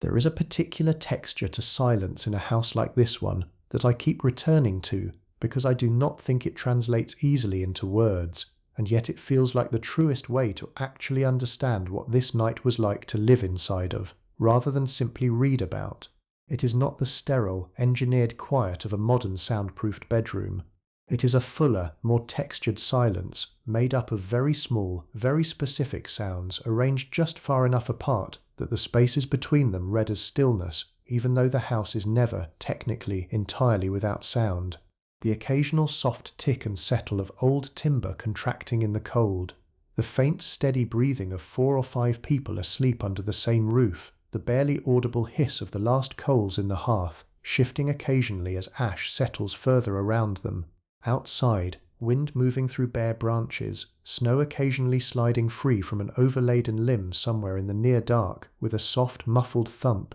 None of these sounds alarm anyone. All of them, together, form the specific, familiar soundscape of an ordinary winter night in this exact house, one this family has heard, in some version, every single winter of their lives. I find myself thinking honestly about how different this silence is from the silence available to most of us now, even on our quietest nights. A modern house, however still carries the faint electrical hum of a refrigerator somewhere, the distant sound of traffic even in relatively rural areas, the occasional buzz or blink of some small device never fully powered down. This house carries none of that. Its silence is older, deeper, entirely unmanufactured, built from nothing but wind, breath, fire and snow, and there is something in that worth simply noticing, without needing to draw any grand conclusion from it at all. There is something worth adding here about how this century actually thought about cold itself, medically and morally, because their relationship with it was not quite the same as ours, coloured by ideas about health and virtue that can feel genuinely foreign now. Benjamin Franklin, writing not so many years before tonight's story takes place, spent real thought on the question of sleep and comfort, going so far as to write an essay concerning what made for pleasant, restful nights, arguing among other things that a person often felt cold in bed not because the bed itself was cold, but because the body climbing into it was already overheated and slightly damp from the day, and that cooling off somewhat before bed, or even briefly leaving warm blankets to let the body's own heat regulate before returning, could actually produce a more comfortable night's rest than diving directly under every blanket available. Whether our farming family would have known of Franklin's specific writing on the subject is impossible to say with any confidence, though ideas like his did circulate, slowly, through almanacs, newspapers, and word of mouth, blending with older folk wisdom that had been handed down through households like this one for generations already, long before any famous printer in Philadelphia ever put pen to paper on the subject. The almanac itself deserves a mention, because it was very likely the single most consulted piece of printed material in this entire house, more thumbed through across a year than any other book except perhaps the family Bible. Cheap, widely available, produced fresh each year, an almanac combined weather predictions, planting advice, brief moral or humorous sayings, and a genuinely useful calendar marking the phases of the moon, which mattered considerably more to a household like this one than it does to most of us now, since moonlight, on a clear winter night, could mean the difference between a farmer being willing to walk out to the barn without a lantern and needing to carry one, an extra, avoidable expense of tallow that a bright moon simply made unnecessary. Prayer, too, belonged naturally to the rhythm of this evening, though we touched on it only briefly earlier. A household like this one, likely raised within the practicing Protestant faith common across much of New England in this period, would very often have closed the day with some form of family prayer, whether a formal recitation led by the father, a simple spoken thanks before the fire, or a quieter, more private moment each family member observed on their own once settled into bed. This was not separate from the practical concerns of the night so much as woven directly through them, gratitude for a roof that held against the wind, for a fire that had not gone entirely out, for children safely tucked beneath enough blankets to see them through until morning. In a century where so much of daily survival remained genuinely uncertain, where illness could take a child with little warning and a hard winter could threaten a family's entire livelihood, this kind of quiet nightly gratitude was not simply custom, it carried real, felt weight. The meeting house where this family worshipped on Sundays, standing perhaps a mile or two down the same snow-packed road, deserves its own brief mention here too, if only because it represents one of the coldest, most uncomfortable spaces this family regularly occupied, colder even than their own bedchamber on many winter mornings. Meeting houses of this era were typically unheated entirely, considered inappropriate to warm artificially, the cold itself sometimes viewed as an acceptable, even fitting part of solemn worship. Families sometimes brought small portable foot warmers, tin boxes filled with hot coals carried from home, tucked beneath a long skirt or set on the floor beneath a pew, one of the only concessions this century generally made to physical comfort inside a space explicitly built to encourage focus on matters considerably less earthly than warm feet. It is a strange contrast worth sitting with for a moment, a culture that fought the cold so carefully and so thoroughly within its own home, and then, once a week, walked willingly into a building that offered almost none of those same defences at all. Let us step away from this house once more, briefly, and follow the traveller we mentioned earlier a little further down the road, because his night, unfolding at roughly this same hour, adds one more thread to the larger picture we are building. He arrived at the local inn a few hours before dark, his horse steaming faintly in the cold, having covered a good distance since morning, on business that took him through several towns this week alone. The innkeeper's wife met him at the door, ushering him quickly toward the fire in the common room, where a handful of other travellers already sat, strangers to each other and to him, drawn together simply by the shared misfortune of needing lodging on the same bitter night. Supper here was communal, served at a long table, conversation flowing easily enough among people who would likely never see each other again after tomorrow morning, the particular loose, unguarded talk that sometimes happens more freely among strangers than among people who actually know each other well. When it came time for bed, the innkeeper informed him, without any real apology in his tone, that the house was full tonight and that he would be sharing a room, and likely a bed, with 2 other travellers heading in a similar direction. This was not unusual, and the traveller did not protest it, because protesting it would have accomplished nothing beyond marking him as unreasonably fussy, and because he understood, as everyone in this century understood, that a shared bed on a cold night was simply the ordinary cost of travel, no more remarkable than paying for his horse's feed. The 3 men climbed into a bed considerably less prepared than the one waiting for our farming family down the road. No warming pan run across these sheets, no wife tending carefully to every detail, simply 3 tired, cold bodies settling in together, generating what warmth they could manage collectively, drifting off within a matter of minutes despite the strangeness of the arrangement, because exhaustion, in the end, tends to overrule most objections a person might otherwise raise about the particulars of where and with whom they are expected to sleep. There is something almost comforting, I think, in how unremarkable this all was to the people actually living it. We look back now and see strangers crowded into a single bed and immediately imagine discomfort, awkwardness, a violation of some basic personal boundary. They looked at the exact same arrangement and mostly just saw practical sense, a warm enough night managed as well as circumstances allowed, nothing more dramatic than that.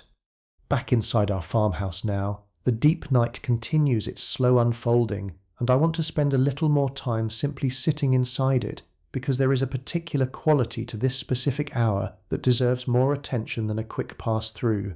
Sleep, at its best, in a house like this one, on a night like this one, does not look like the anxious, shallow sleep so many of us struggle with now, minds still circling the day's unfinished business, phones glowing somewhere within reach even when we tell ourselves they will not be checked. This family sleeps the way exhausted bodies sleep when there is truly nothing left to do but rest, worked hard through a short winter day, warmed as well as circumstances allow, and released, entirely, into whatever the night decides to bring them. If there are dreams tonight, and surely there are, they pass unremembered by morning for the most part, the way most dreams do, in any century, leaving behind only a faint, wordless impression rather than any clear memory, the mother perhaps waking with a vague sense of having dreamed of spring, of green things, of warmth, before that impression, too, dissolves fully into the practical business of a cold January morning. There were beliefs, too, about night air itself, ideas we would now consider mistaken but that shaped real practical decisions inside households like this one. Many people of this century held some version of the belief that night air, particularly cold night air, carried a kind of inherent danger to health, capable of causing chills, fevers, and various other ailments simply through direct exposure, especially while the body was already relaxed and vulnerable in sleep. This is part of why windows were so often shut tight overnight, even in seasons where a little ventilation might genuinely have improved comfort, and part of why a family emerging from a warm bed into a cold room in the morning moved as quickly as they reasonably could, layering up rather than lingering, treating that transitional cold not simply as unpleasant, but as something faintly hazardous, best minimized through speed and thick wool, rather than endured through slow acclimation. We know now that the actual danger in a cold house had less to do with some mysterious property of night air itself, and more to do with the very real, very physical risks of genuine prolonged cold exposure, particularly for infants, the elderly, and anyone already weakened by illness. But the instinct underneath the old belief was not entirely wrong, even if the explanation attached to it does not hold up to closer examination. Cold genuinely was dangerous in the right circumstances, and a family that treated it with real caution and real seriousness, however they explained that caution to themselves, was making a reasonable choice regardless of the specific reasoning behind it. Rest itself carried a certain moral weight in this culture too, one worth understanding honestly rather than simplifying into either praise or criticism. Hard work was considered a genuine virtue, closely tied to religious conviction in many New England households, and idleness, real or perceived, carried real social judgment. But sleep, properly earned through a full day's honest labor, was not viewed as idleness at all. It was considered necessary, appropriate, even righteous in its own modest way, the natural and deserved conclusion to a day spent doing what a person was supposed to do. This family does not lie awake tonight feeling any guilt over the rest they are taking. They have earned it, plainly and completely, and there would have been something almost strange, within the values of this century, about a person who resented their own need for sleep, rather than simply accepting it as the ordinary, unremarkable fact of being human that it has always been. I want to mention too the sheer labour that went into producing the wool and linen that make up nearly every piece of bedding in this house, because it adds a certain weight to how this family would have regarded those blankets, one that is easy for us to overlook entirely now, given how cheaply and effortlessly fabric arrives in most of our lives today.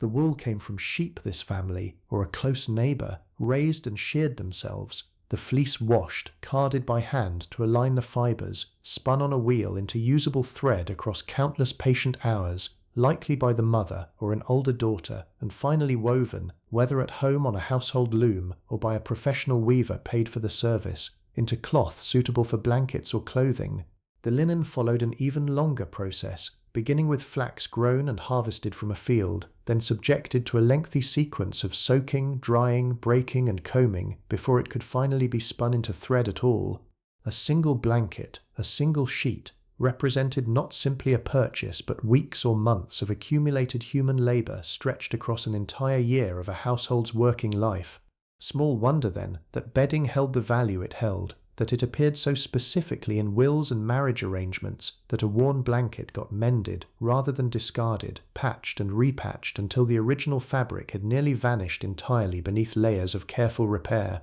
Nothing about the wool currently keeping this family warm arrived easily. Every thread of it represents real hours, real hands, real patient work, and there is something worth appreciating in that, quietly, as this family sleeps beneath the accumulated result of it tonight.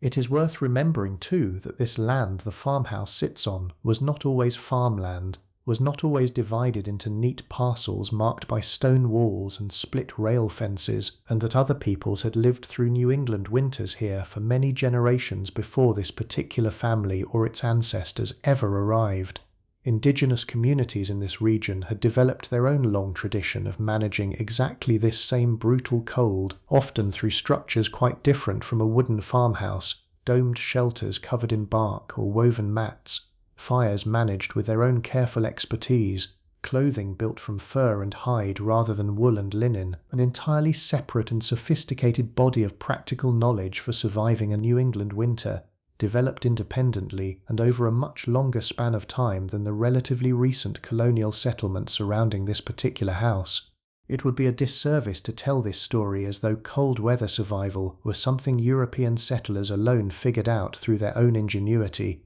They arrived into a land where other people had already been managing precisely this challenge, successfully for a very long time, and adapted a good deal of their own approach, in ways not always acknowledged plainly at the time, from knowledge already present here long before they came. Back inside the farmhouse, let us look once more at the two adults sleeping in the main bedchamber, because there is a particular tenderness in this image that deserves more attention than a quick glance allows. Her hand, beneath the blankets, rests loosely against his chest, an unconscious habit built across years of sharing this exact bed, this exact arrangement of warmth and closeness, repeated so many hundreds of times across their marriage that neither of them could likely say when it first began or why it settled into this specific shape rather than some other. His breathing is slow and even, the particular heavy stillness of a body that worked hard today and will work hard again tomorrow, untroubled tonight by whatever small worries might otherwise crowd into a quieter mind. The cold, held so completely at bay by this narrow, private pocket of shared warmth beneath the wool, seems almost like a separate world entirely, present and real just beyond the edge of the blanket, but genuinely, physically excluded from the small space the two of them have built together, night after night, for as long as they have been married.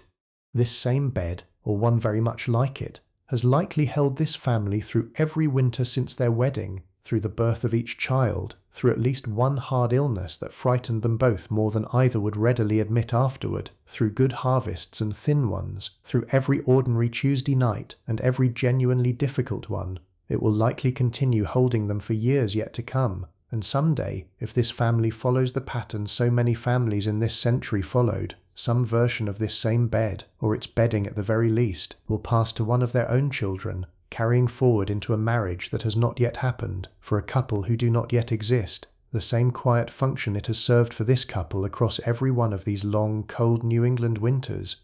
There is something in that continuity worth sitting with, I think, something that reaches a little beyond the particular cold of this particular night. A bed like this one is not simply furniture passing through a single family's use before eventually wearing out and being discarded. It is closer to a kind of vessel, carrying warmth and rest and shelter forward across generations, repaired rather than replaced, valued rather than merely used, present at the beginning and end of so many individual lives that moved through this house across the years, welcoming new infants into it and, eventually, holding the oldest members of the family through their final illnesses as well. It has seen in its own quiet, inanimate way, nearly the entire arc of what this family's life together actually looked like, far more of it, in some sense, than any single person in the household has personally witnessed.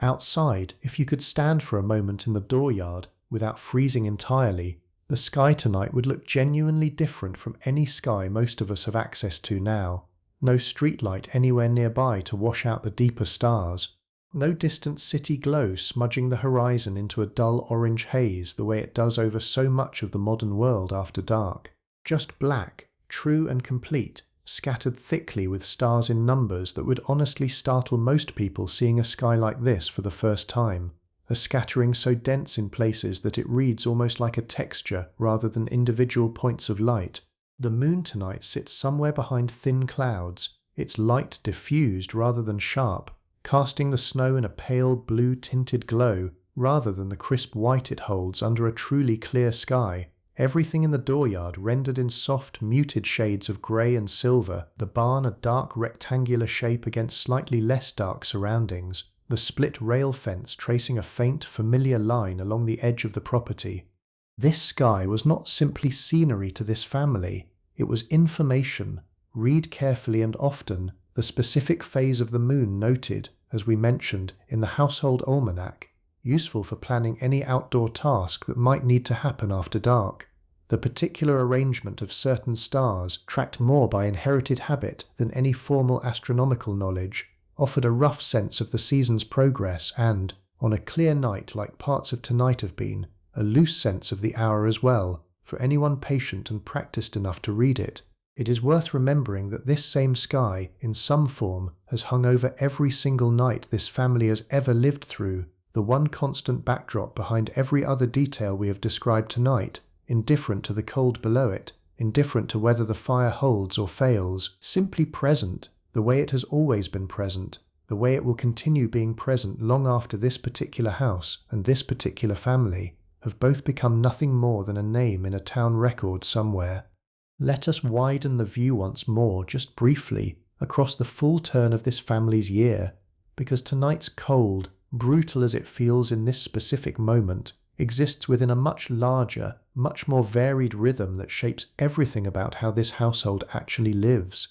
Autumn, only a few months behind them now, was consumed almost entirely by preparation for exactly this kind of night. Firewood cut, split, and stacked in quantities that can feel almost unbelievable to anyone unfamiliar with the sheer volume a household like this one needed to see it through an entire New England winter, often many full cords, each one representing considerable hours of hard, cold labor with axe and saw. Root vegetables harvested and stored carefully in that shallow cellar we mentioned earlier, potatoes and turnips and onions packed in sand or straw to slow their spoiling, meat salted, smoked, or otherwise preserved, since there was no refrigeration of any kind beyond what natural winter cold itself could provide once temperatures dropped low enough to keep meat outside safely for weeks at a stretch. Apples dried, cider pressed and stored, candles made in that single laborious session we described, enough to see the household through until the process would need repeating again next fall. All of it, every bit of that autumn labour, existed for the sole purpose of making a night exactly like tonight survivable, comfortable even, within the specific limits this century's technology allowed. Tonight's fire is burning wood cut back in October. Tonight's stew was thickened with vegetables pulled from that careful autumn harvest. Tonight's candle, extinguished now, was made from tallow rendered back when the family slaughtered a hog for the winter's meat supply. Nothing about tonight's comfort arrived by accident or convenience. Every single piece of it was earned, months in advance, through labour that this family undertook precisely because they understood, from long and repeated experience, exactly what a night like tonight would demand of them if they failed to prepare for it properly. Let us look closely for a moment at the hearth itself, at the actual tools resting near it, because they deserve more attention than the brief mentions we have given them tonight, and they carry their own particular weight and history within this household. The iron poker, long and simple, hangs on a hook beside the fireplace, its handle worn smooth by years of hands gripping it to stir coals and rearrange burning logs. A pair of tongs sits nearby, useful for lifting a hot ember to light a new candle without needing to strike flint and steel fresh each time, a small convenience this family relies on whenever the fire is already burning and a flame is needed elsewhere in the house. Andirons, iron supports, shaped sometimes with a simple decorative flourish at the top, sit within the fireplace itself, holding logs up off the hearth floor, just enough to let air circulate properly beneath them, essential to keeping a fire burning cleanly and efficiently, rather than smouldering weakly against cold stone. A bellows, leather and wood, worn at the seams from years of use, sits within easy reach as well, useful for coaxing a stubborn fire back to healthy flame with a few careful pumps of air directed precisely where the coals need it most. This is the tool the father used earlier tonight and will use again come morning, breathing life back into embers that would otherwise sit dormant and cold. Patient work, requiring a steady hand and a good deal of practiced judgment about exactly how much air a particular cluster of coals actually needs. All of these tools, ordinary and unremarkable as they might look, sitting quietly by the hearth tonight, represent a considerable investment for a household of this modest standing, purchased from a blacksmith or in some cases made by one within the family itself, if a relative happened to have the trade. expected to last not just years but likely decades, passed down eventually alongside the rest of the household's more substantial possessions. Nothing in this house is disposable, in the way so much of modern life assumes disposability as a baseline expectation. Everything here is meant to be repaired, maintained, and used for as long as it can possibly be made to function, and then, when it finally does wear past the point of repair, replaced only with real deliberation and real cost weighed carefully against genuine need.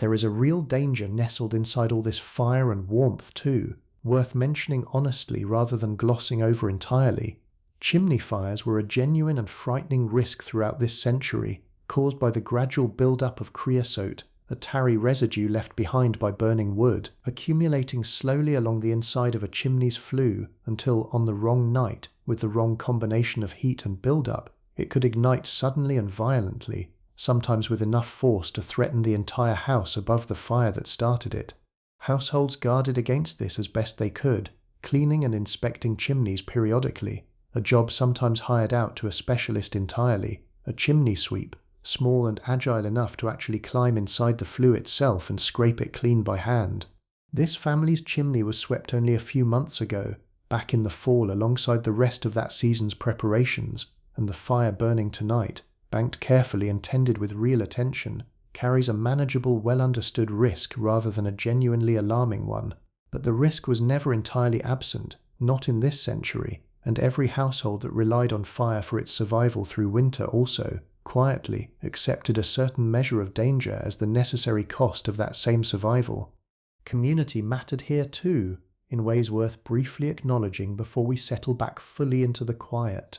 A neighbour whose own fire failed entirely on a night this cold, whose own household found itself suddenly and dangerously without heat, could reasonably expect to be taken in by this family or by any of the other households scattered along this same road, without much need for elaborate explanation or apology. Hospitality of this kind was not simply politeness in this century. It was closer to a shared understanding of mutual survival, the recognition that any household might, on any given winter night, find itself in genuine need, and that a community which did not look after its own in exactly this kind of moment would not remain a functioning community for very long.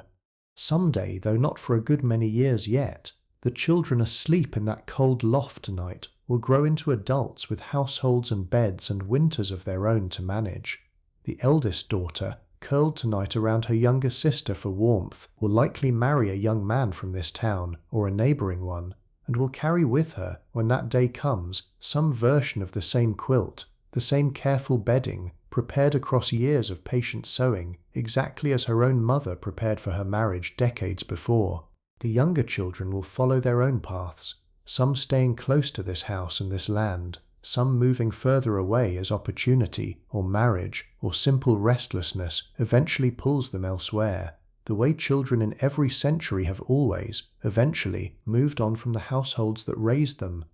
This house itself will likely outlive every person sleeping inside it tonight, wooden frames sturdy enough, if properly maintained, to stand for a century or more, passing through the hands of this family and quite possibly several families after them, each one adding its own small modifications, a new window here, an added room there, while the central chimney and its careful warming mass likely remains largely unchanged, doing the same quiet work for each new family that settles beneath this roof that it is doing for this one tonight.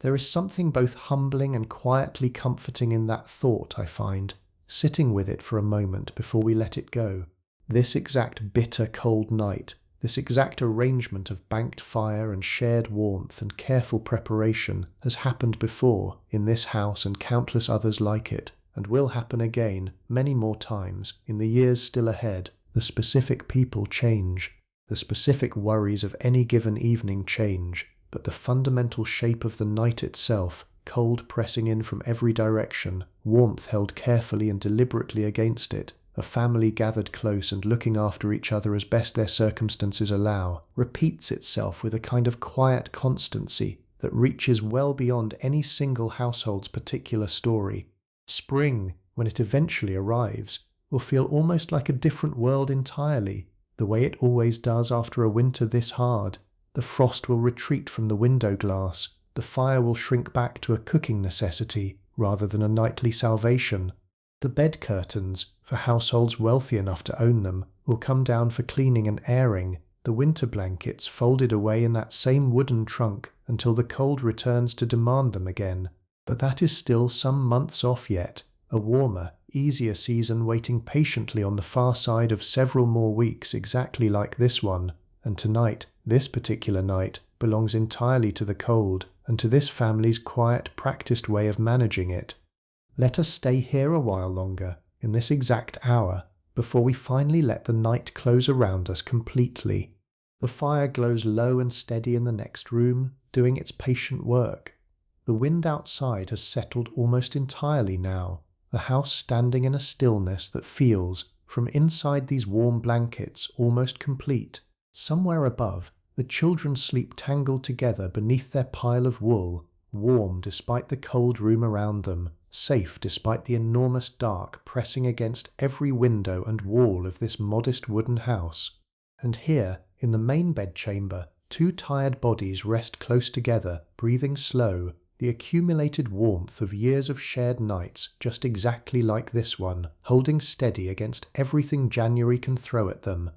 I think it is worth pausing, here in these quiet later hours, to say something honestly about how a story like this one actually gets told at all, because no single diary, no single surviving letter tells us everything we have described tonight about this particular family in this particular house. Ordinary people of this century, farmers and their wives, did not generally leave behind the kind of detailed personal record that a famous statesman or a wealthy merchant sometimes did. Most could read, many could write at least a little, but the daily texture of an ordinary winter night was rarely considered worth writing down at all, precisely because it was so completely ordinary to the people living it, no more remarkable to them than describing how you personally brush your teeth might feel to you tonight. What we actually know, and know with real confidence, comes instead from a patient accumulation of many smaller sources woven together. Probate inventories, the careful lists made after a person's death cataloguing every object in a household, tell us with real precision what beds, blankets and bedding a family like this one actually owned, and roughly what those objects were worth relative to everything else they possessed. Surviving diaries from slightly wealthier or more literate households, while not identical to our farming family's experience, describe enough of the shared basic realities, the cold, the fires, the bed sharing, the warming pans, to let historians extend those details reasonably across households of more modest means as well. Surviving houses themselves, some still standing after 2.5 centuries, preserve the actual physical architecture, the central chimneys, the small windows, the low ceilings that shaped this family's night as surely as any written record could. Court records occasionally preserve small, unexpected details, a dispute over a stolen blanket, testimony describing where various household members slept on a particular night relevant to some legal matter, fragments that would otherwise have vanished entirely into the general silence surrounding ordinary domestic life. And archaeological work, quite literally, has recovered fragments of bed frames, iron fireplace tools, even scraps of preserved textile, in rare and fortunate cases, physical evidence sitting alongside the written record to fill in details neither source alone could fully provide. Tonight's story, then, is not the record of one single documented family whose exact name and exact winter we happen to know in full detail. It is something closer to a careful composite built honestly from many smaller true pieces, arranged into a single coherent night that represents, as faithfully as the evidence allows, what an ordinary household of this specific place and time actually experienced. I think that is worth saying plainly, because I would rather tell you an honest composite than a false, overly specific certainty dressed up as though we knew details we genuinely do not. And I think, too, there is something worth noticing in how much of what we have described tonight would still feel recognizable to you, lying there right now, however different the specific technology and comfort of your own night might be. The particular comfort of a warm bed after a cold room, the instinct to reach for another body's warmth in the dark, the quiet, private thoughts that seem to only arrive in the deep, unhurried hours of the middle of the night, when nothing demands your attention and your mind is finally, briefly free to simply wander. The relief of finally fully letting go into sleep after a day that asked a great deal of you. None of that has changed nearly as much as the specific mechanics around it, the mattress, the heat source, the lighting, all of which are almost unrecognizable now compared to what this family relied upon. But the underlying human experience, tired, warm, safe, letting go, has travelled forward across 2.5 centuries essentially intact, waiting for you, tonight, in exactly the same basic shape it waited for this family on a night just like this one. The pace of this story can ease further now, because there is not much more information left to give you tonight, only atmosphere, only the quiet remaining texture of this particular night as it moves toward its final hours. The embers in the main room have settled into their lowest, steadiest state, a small cluster of deep orange beneath grey ash, giving off just enough heat to keep that one corner of the house from surrendering entirely to the surrounding cold. If you watched closely enough, in the dark, you would see them pulse very slightly with each faint draught that finds its way down the chimney, brightening for a moment, then settling back into their patient, steady glow. This is the last visible light in the entire house now, has been for hours, and will remain so until the father rises again to rebuild the flame properly for the coming day. In the bedchamber, the two adults have not stirred in some time, their breathing settled into that particular slow, even rhythm that belongs only to the deepest part of a night's sleep, the part furthest from both the exhaustion of falling asleep and the gradual approach of waking. The blankets have shifted slightly across the hours, as blankets always do, but the essential warmth beneath them holds steady, sustained now less by any single source, and more by the simple, accumulated fact of two bodies sharing space and heat for long enough that the whole arrangement has settled into a kind of quiet equilibrium. Above, in the loft, the same is largely true. Two small bodies, tangled together beneath their own pile of wool, breathing softly, occasionally shifting in sleep without ever fully waking, held safely within a pocket of warmth that has proven, across this entire long, cold night, to be genuinely sufficient, however impossible that might seem from outside, standing in the freezing loft air itself and wondering how anyone could possibly stay warm beneath so little. Outside, the snow continues its silent work, settling a little deeper across the dooryard, softening every hard edge of fence and barn and woodpile into gentler, rounder shapes beneath its steady, quiet accumulation. The stars, where the clouds allow them through, continue their own slow wheel overhead, indifferent and beautiful, and entirely unconcerned with the small, warm lives sheltering beneath this particular roof tonight. There is nothing dramatic left to happen before morning. No crisis, no sudden cold snap threatening the fire's survival, no child waking distressed and needing comfort. Just this, simply this, a house holding its warmth as carefully as it can against a genuinely hard winter night, a family resting together the way families in this house have rested together for as long as anyone can remember, and the slow, patient turning of hours that will eventually, inevitably, bring the grey light of morning back to this window as it always has, as it always will, regardless of how cold or how long or how dark any single night manages to become before it finally, gently gives way. There is a courtship custom worth mentioning here, one that tends to surprise people whenever it comes up, because it sounds almost invented, and yet it was a genuinely documented practice across parts of New England during this exact century. It was called bundling, and it involved a young unmarried couple, courting seriously enough that marriage was a real possibility between them, sharing a bed together for the night, fully clothed, sometimes with a board placed down the centre of the bed as an additional barrier, under the reasoning that a cold house simply did not offer many other practical places for a young couple to sit up late together, talking privately, without freezing entirely in an unheated parlour with no fire lit specifically for their benefit. Parents generally knew about it, and in many households actively permitted it, viewing it less as scandalous and more as a sensible accommodation to a genuine practical problem.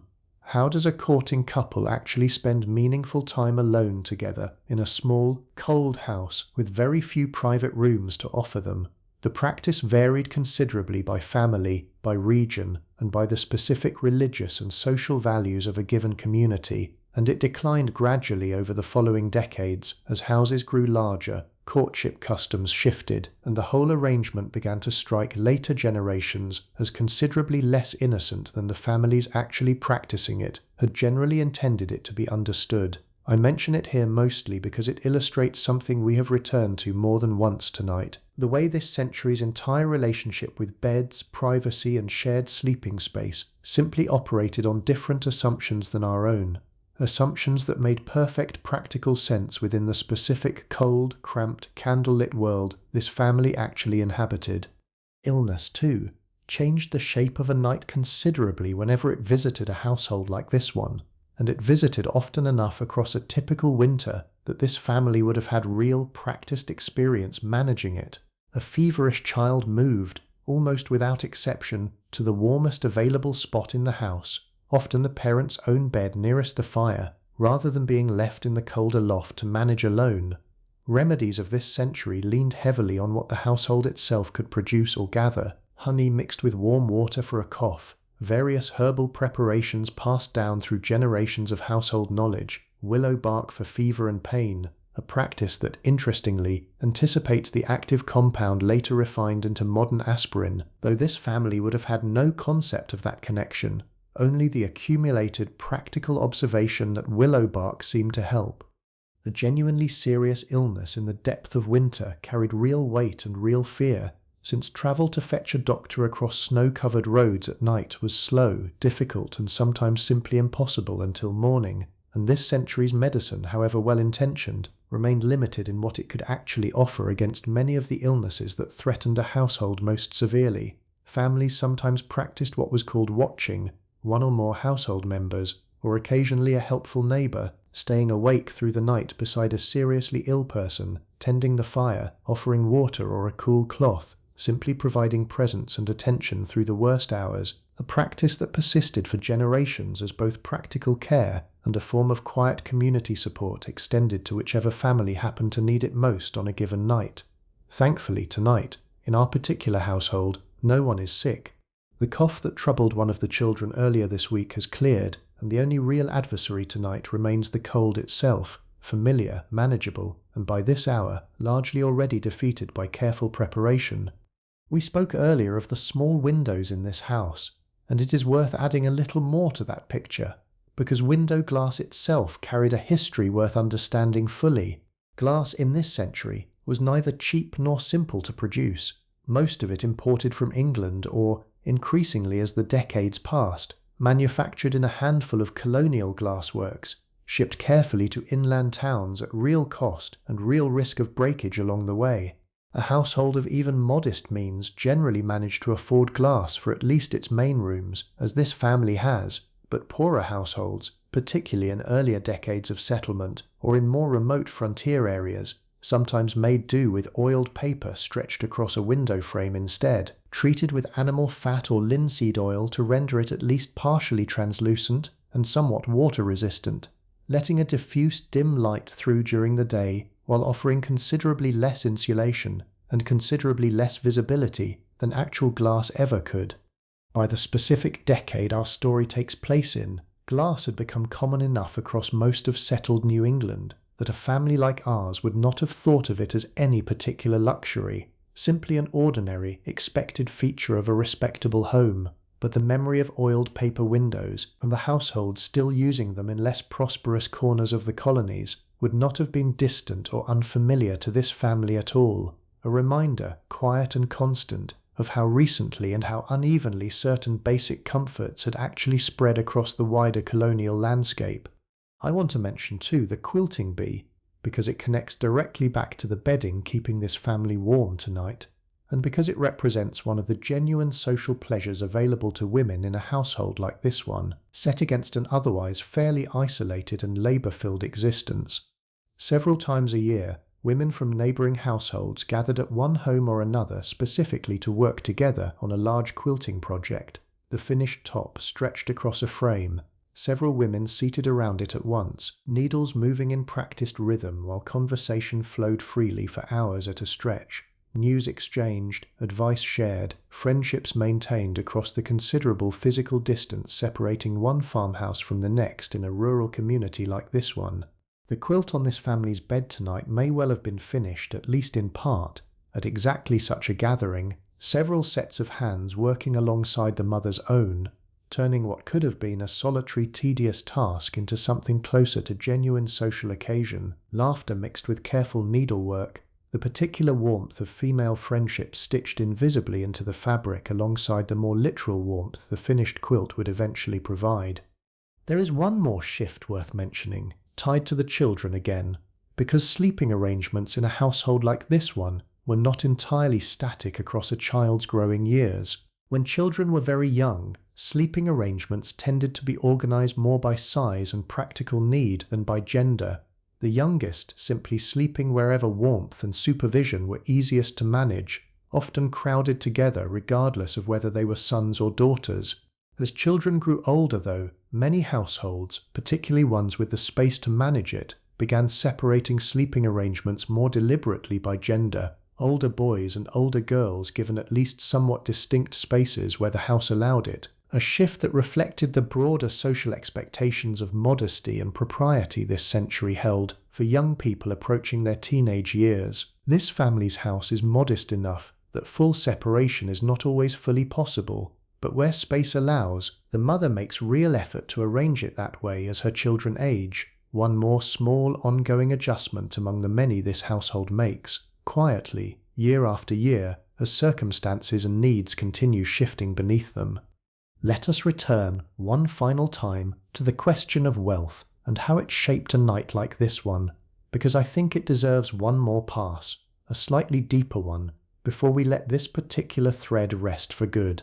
It would be easy to imagine wealth in this century working the way it often works now. Larger houses, more possessions, simply more of everything. And that was certainly part of it. But wealth also brought something a little less obvious, and in many ways more valuable on a night this cold. It brought choice. A wealthy household chose whether to light an extra candle without meaningfully denting its resources for the season. It chose whether to burn a slightly larger fire tonight without worrying whether enough wood remained to see the family safely through February and March as well. It chose whether a servant, rather than the mistress of the house herself, rose at 3 a.m. to check the fire, meaning the lady of a wealthy household might sleep through this entire cold night essentially undisturbed, her rest managed and protected by someone else's labor rather than her own.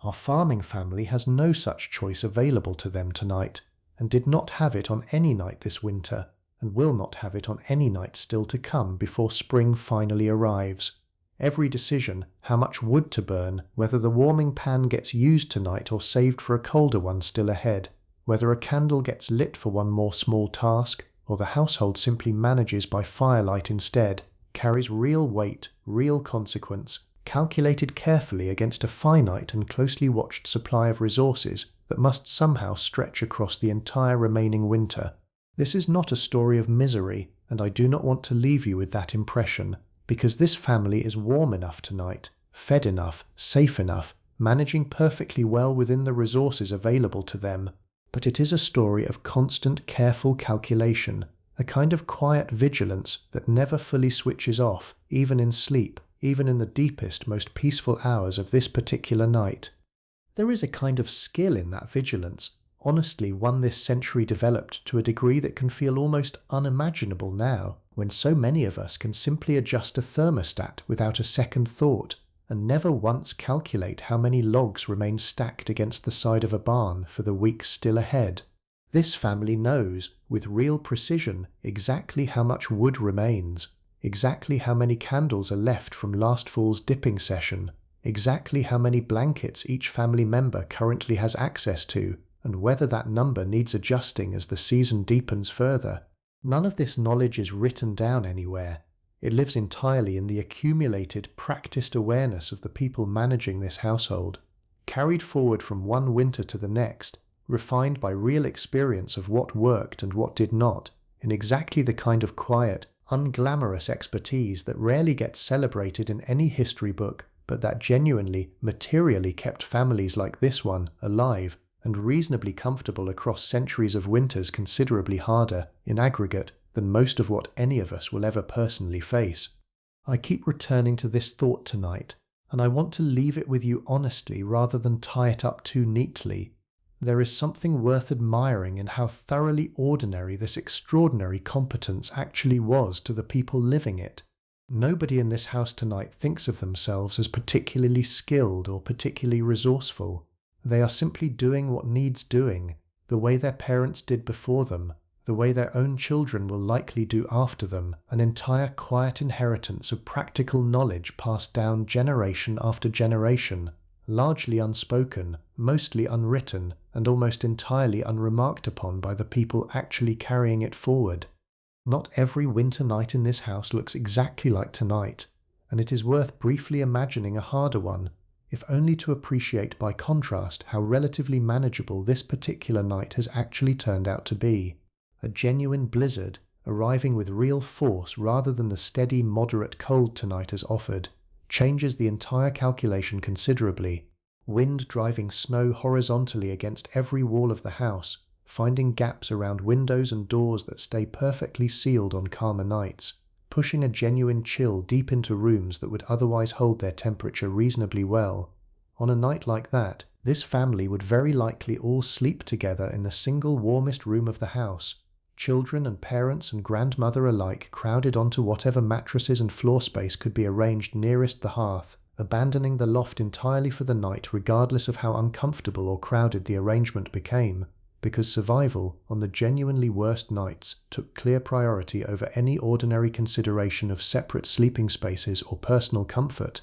The father might stay awake considerably longer on a night like that, tending the fire almost continuously rather than banking it and trusting it to hold, genuinely worried about a chimney fire risk increasing alongside a much larger flame, or equally worried about the fire failing entirely against wind, strong enough to occasionally push smoke back down the flue instead of drawing it properly upward and out. These were the nights, relatively rare but real, that tested a household's preparation most severely, and a family that had cut enough wood, mended their bedding properly, and maintained their chimney with real diligence across the fall, generally came through even a genuine blizzard without serious harm, while a family that had cut corners somewhere through poverty, misfortune, or simple bad luck faced real and sometimes serious danger on exactly this kind of night.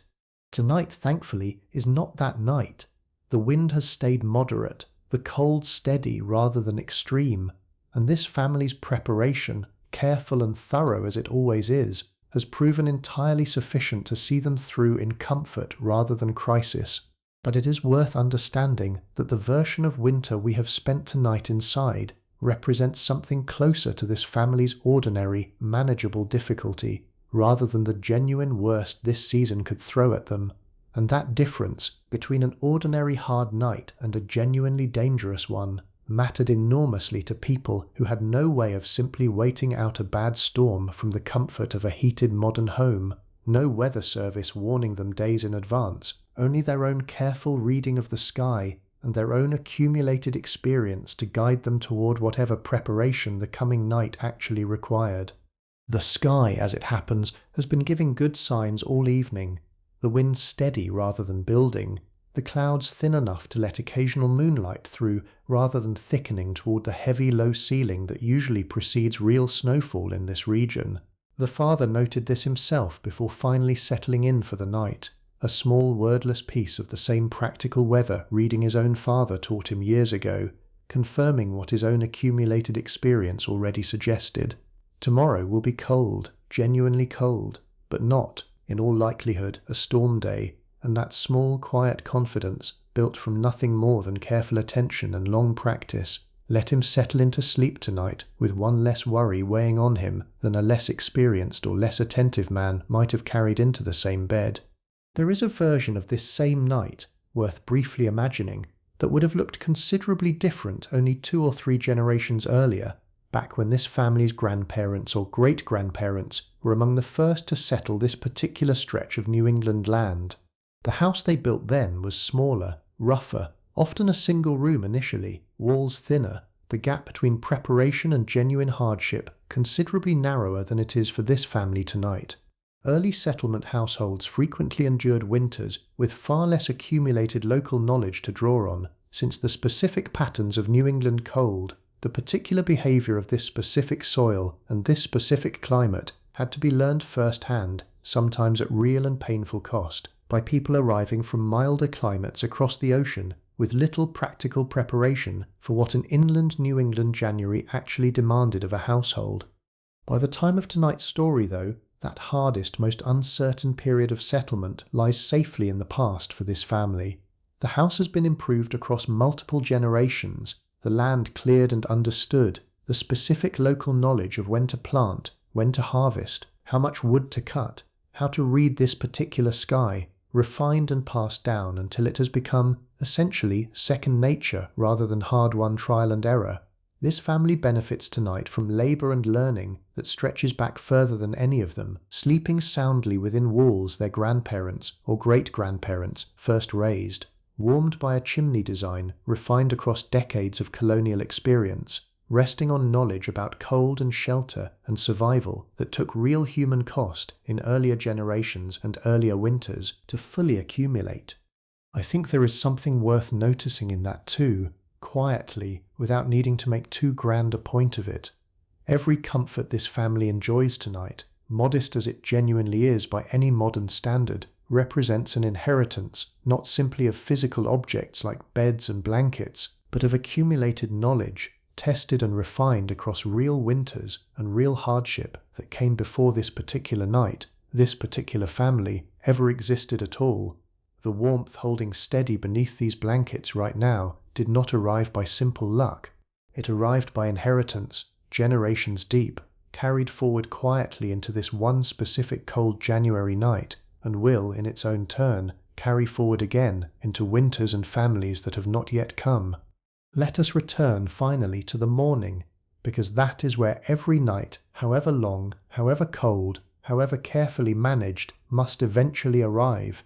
The sky beyond the frosted window has been shifting for some while now, black slowly giving way to that deep, reluctant blue we described earlier, and now, gradually, to something a little closer to genuine grey. The first honest suggestion that night is loosening its grip at last. The rooster, somewhere out past the barn, gives its first uneven call, imperfect in timing as always, but unmistakable in meaning. Inside, the house remains dark and cold, the deepest cold of the entire night still clinging stubbornly to every room except the narrow ring of warmth immediately surrounding the hearth's low, patient coals.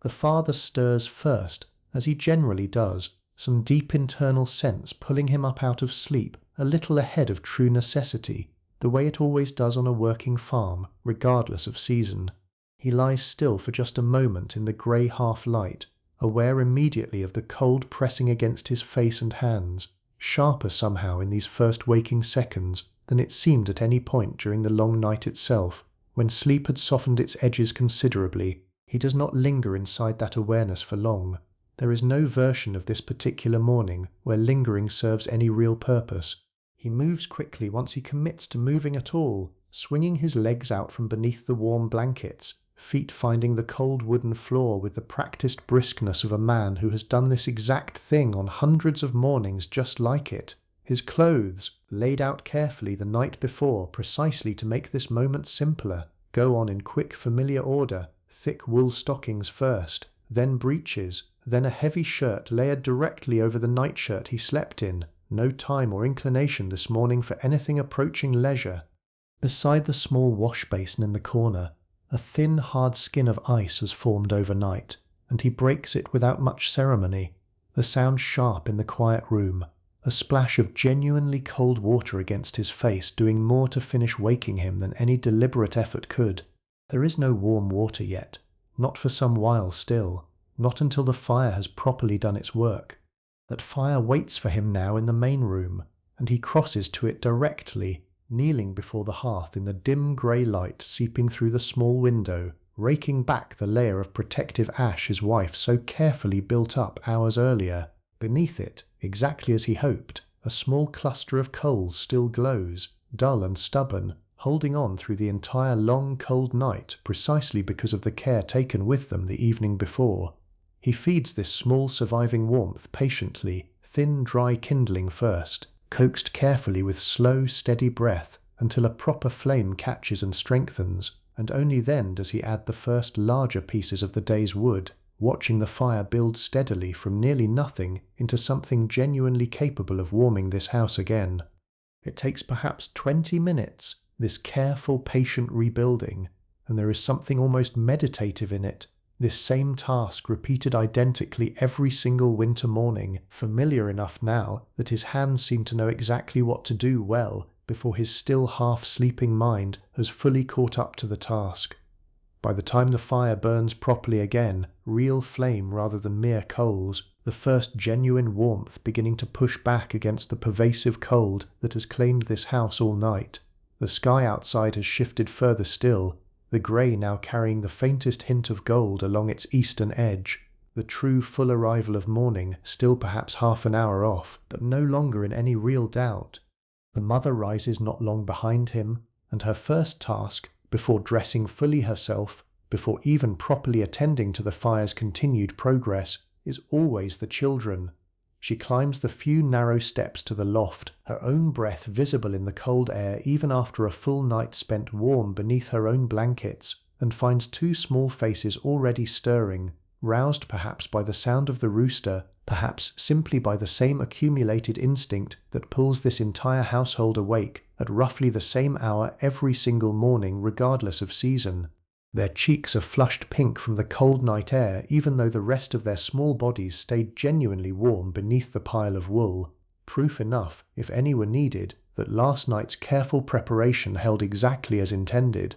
Getting children moving on a morning this cold requires its own particular blend of brisk cheerfulness and gentle firmness, because left entirely to their own preference, both girls would happily burrow back beneath that warm pile of blankets for another hour at least, and there is a part of their mother, honestly, that understands the impulse completely and would happily let them if only the day's demands allowed for it. They do not really, not on a farm where morning chores wait regardless of how cold or how reluctant anyone feels about beginning them. So up the girls come, wrapped quickly in whatever extra layers were left ready the night before specifically for this purpose, hurried down the narrow stairs toward the one room in the house that has by now actually become worth being in, the fire built up properly, real warmth finally beginning to push back meaningfully against the pervasive chill that claimed every other room overnight.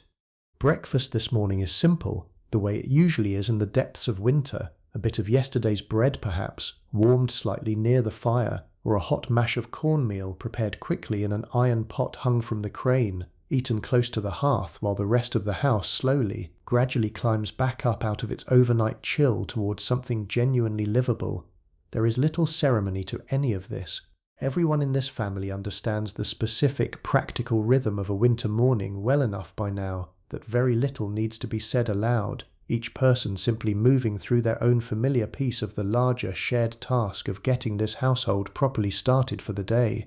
The grandmother, if she is well this morning, and she generally is, joins them near the fire a little more slowly than the rest, her joints stiffer in cold weather than they once were, her chair pulled close enough to the growing flame that she can feel its warmth directly against her hands and face almost immediately. She has seen enough winters in this house, and in others before it, that very little about this particular cold morning surprises her, and there is a kind of settled, unhurried calm in how she moves through it, born from decades of practice rather than any diminished feeling about the cold itself, which she still, honestly, finds every bit as sharp and unwelcome as she did as a young woman.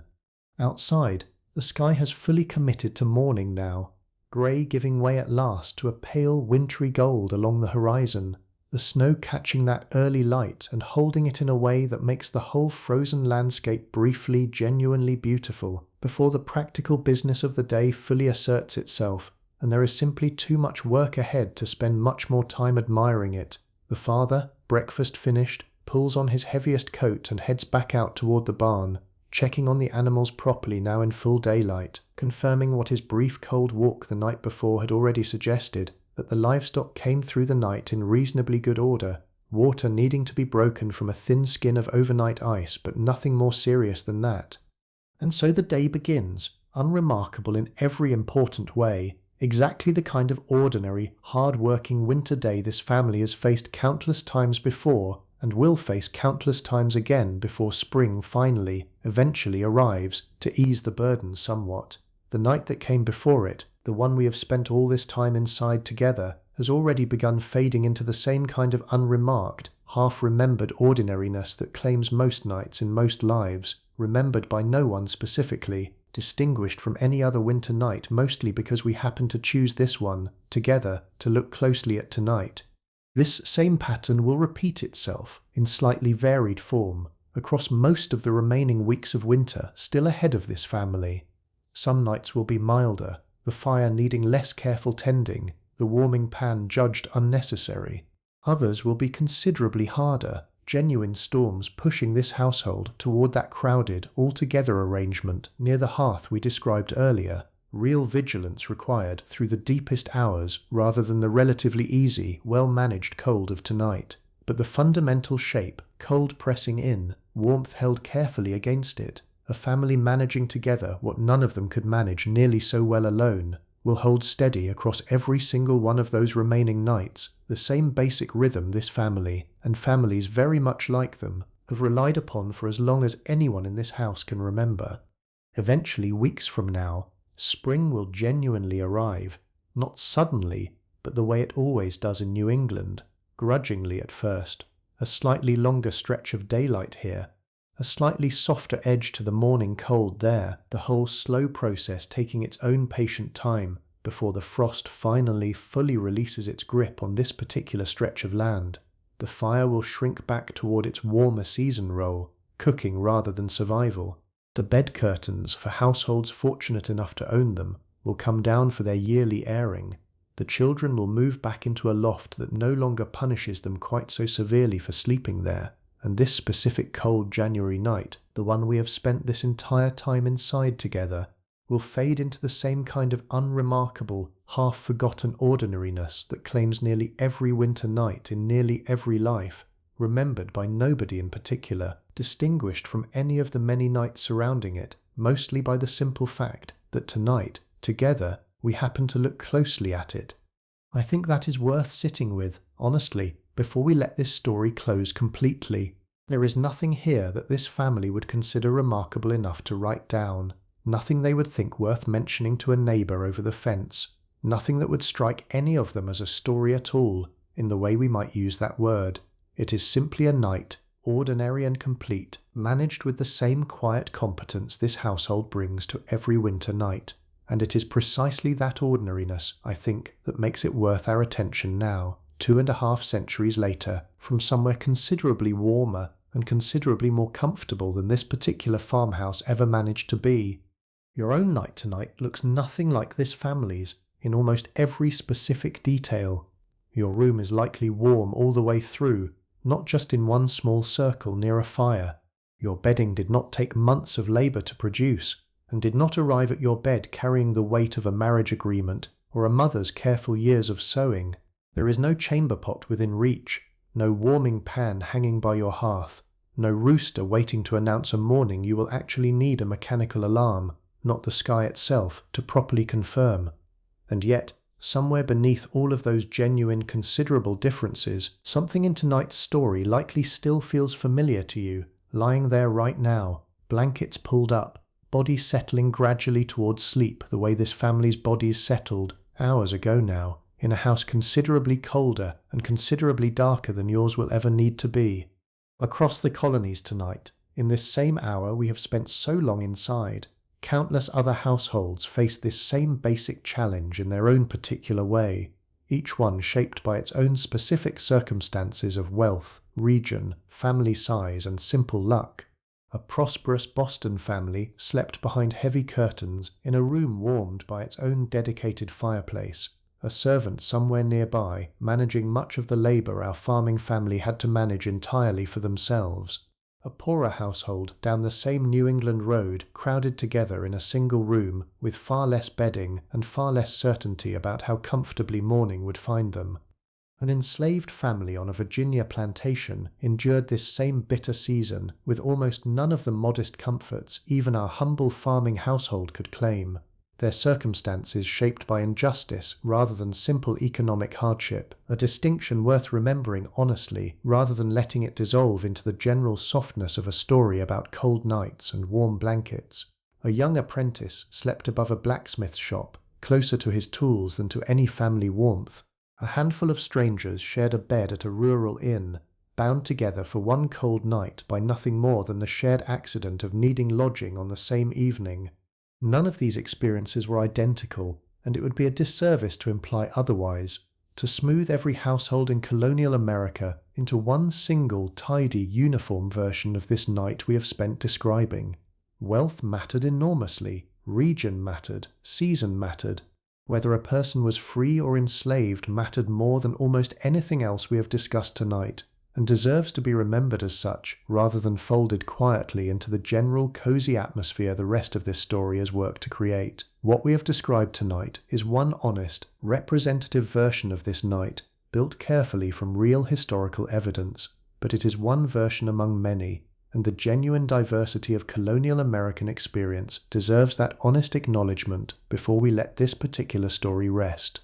And yet, across every one of those different households, different circumstances, different degrees of comfort or hardship, something remarkably consistent held true. Every single person, in every single one of those very different situations, was doing the same basic human thing tonight that people have always done, in every century, in every circumstances, comfortable or difficult, free or unfree, wealthy or poor. They were finding whatever warmth was available to them, however much or however little, and settling into it as best their circumstances allowed, trusting, the way humans have always had to trust, that the night would eventually end, that morning would eventually come, and that whatever tomorrow required of them, they would face it rested enough, or at least rested as well as tonight's particular circumstances permitted.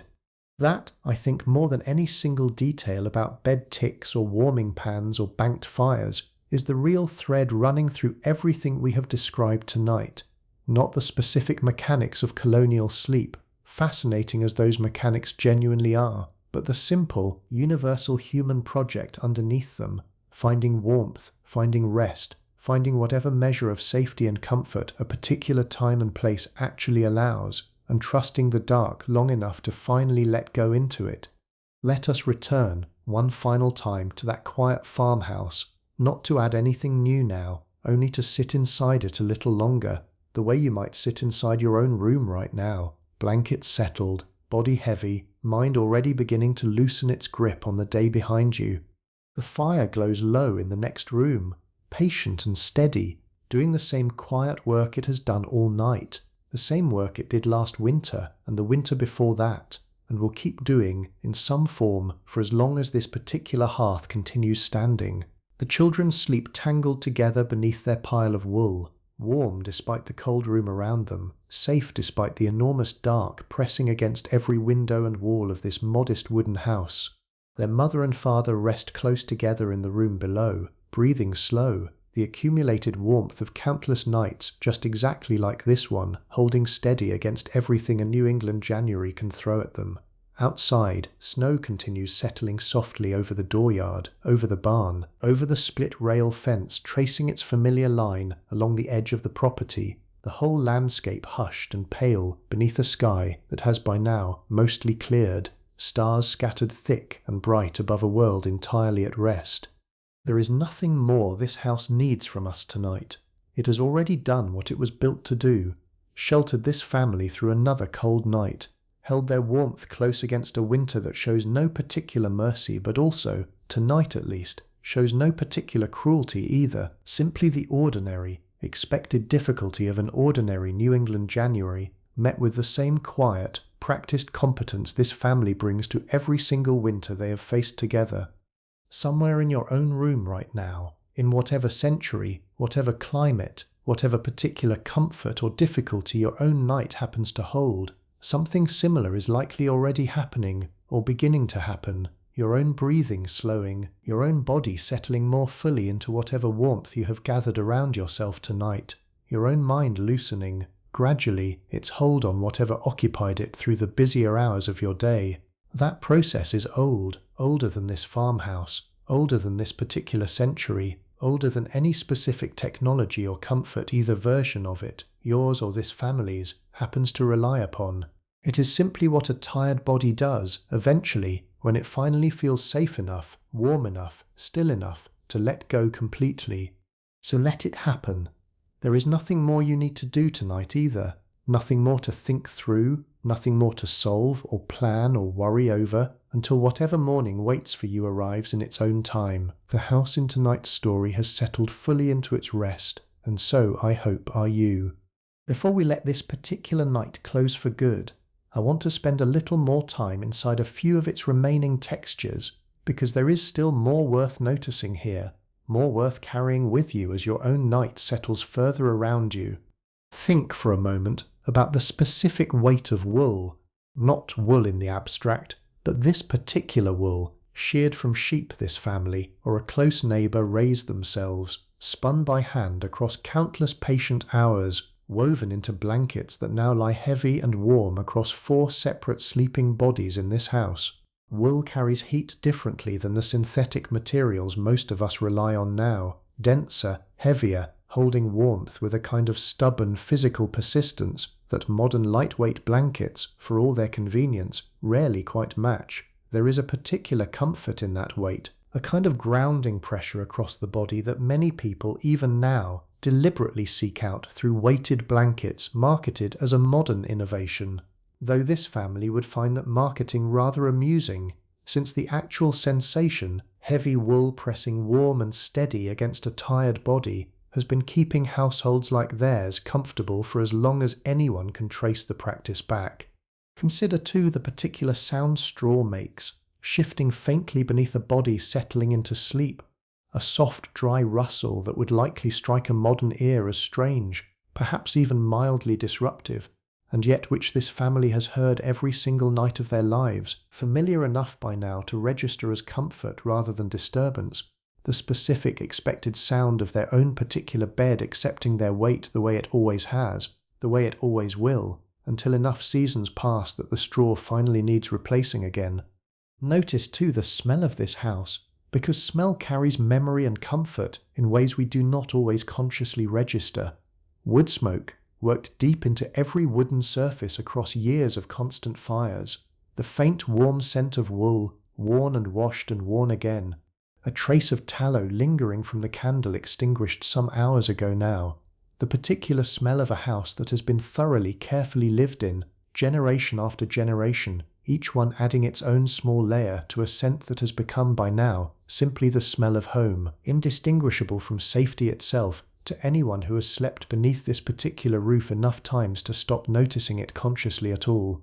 There is a food memory worth mentioning here too, briefly, because winter eating in a household like this one carried its own particular rhythm, closely tied to everything we have discussed tonight about preparation and careful resource management. Meals grew simpler and more repetitive as winter deepened. The varied bounty of a summer garden long since given way to salted meat, dried beans, root vegetables kept carefully in that shallow cellar, and whatever grain the household had managed to store in sufficient quantity back at harvest. This was not deprivation exactly, not in a household as reasonably prepared as this one, but it was a particular kind of steady, unglamorous eating, the same basic combination of ingredients appearing again and again across the winter months, varied only slightly by whatever small additions careful rationing allowed. There is something almost meditative in that repetition too, the same stew, the same bread, the same warm mash of cornmeal, night after night, week after week, a kind of comforting predictability settling over the household's entire relationship with food during exactly the season when predictability, in every other sense, mattered most.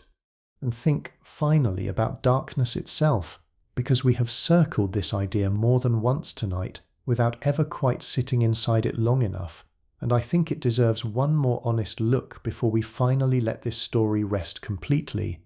We tend to think of darkness now as something to be managed, minimized, pushed back against with whatever light source happens to be nearest at hand, a phone screen, a nightlight, the glow leaking in from a street lamp outside an imperfectly curtained window. This family's darkness was not like that. Once the last candle was extinguished, Once the fire had settled fully into its lowest, most banked state, the darkness inside this house became close to absolute, a genuine, physical thing pressing in from every direction, the kind of darkness where a hand held directly in front of open eyes would remain entirely invisible. And yet this family did not fear that darkness, not in any way that shaped their nightly behavior. They moved through it confidently when they needed to, the mother navigating to the fire and back during her midnight check without ever once considering lighting a candle for so routine a task. They slept inside it completely, without any need to soften or manage it the way so many of us now feel we must, some small light left burning somewhere in the house through even our safest, most peaceful nights. Darkness, to this family, was simply the ordinary, expected condition of nighttime, no more alarming than silence itself, something to move through with familiar confidence rather than something requiring active defense. I find myself thinking honestly that there might be something worth learning from that, some small lesson tucked quietly inside this entire story that has nothing at all to do with beds or blankets or historical accuracy. This family trusted their darkness. They trusted their house, their preparation, their own accumulated competence, enough to let the night simply happen to them, fully, without needing to hold some small piece of themselves back in wary vigilance against it. That trust was earned, genuinely, built across generations of careful preparation and hard-won experience. But it existed nonetheless, real and functional, allowing this family to rest as completely and as peacefully as they did tonight, despite every genuine difficulty their circumstances presented them with. Perhaps that is worth carrying with you now, as your own darkness settles more fully around you, whatever form that darkness happens to take in your own particular room tonight. You do not need to hold anything back either. Whatever preparation your own evening required, whatever small rituals brought you to this exact moment, blankets arranged, body settled, mind beginning its own gradual loosening, has already been done. There is nothing left now but the darkness itself, and the quiet, patient trust that it will, in its own time, give way to morning exactly as it always has, exactly as it did for this family, in their small, warm, carefully guarded pocket of comfort, on a bitter January night 200 and some years before you happened to find your way here.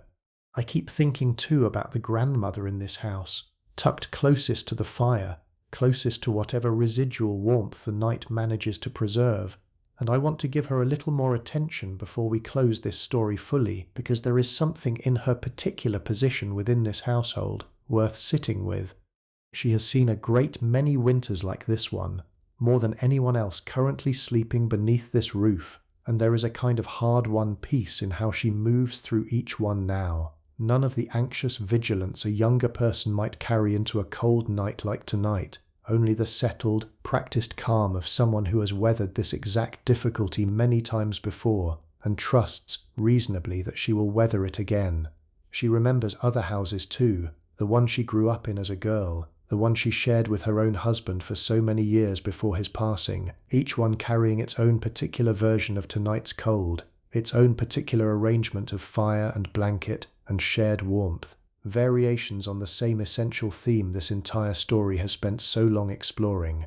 There is a particular kind of quiet wisdom that settles into a person who has genuinely survived enough winters, enough hard nights, enough of exactly this specific difficulty, repeated so many times that it no longer holds much power to frighten or even particularly trouble her. She sleeps tonight, closest to the hearth, wrapped in blankets that have themselves seen many winters before this one, with the particular ease of someone who understands, on some deep and settled level, that this night, like all the others before it, will end, that morning will come, that the fire will be rebuilt, and that whatever discomfort tonight's cold demands of her will pass, as it always has, into the ordinary business of another day.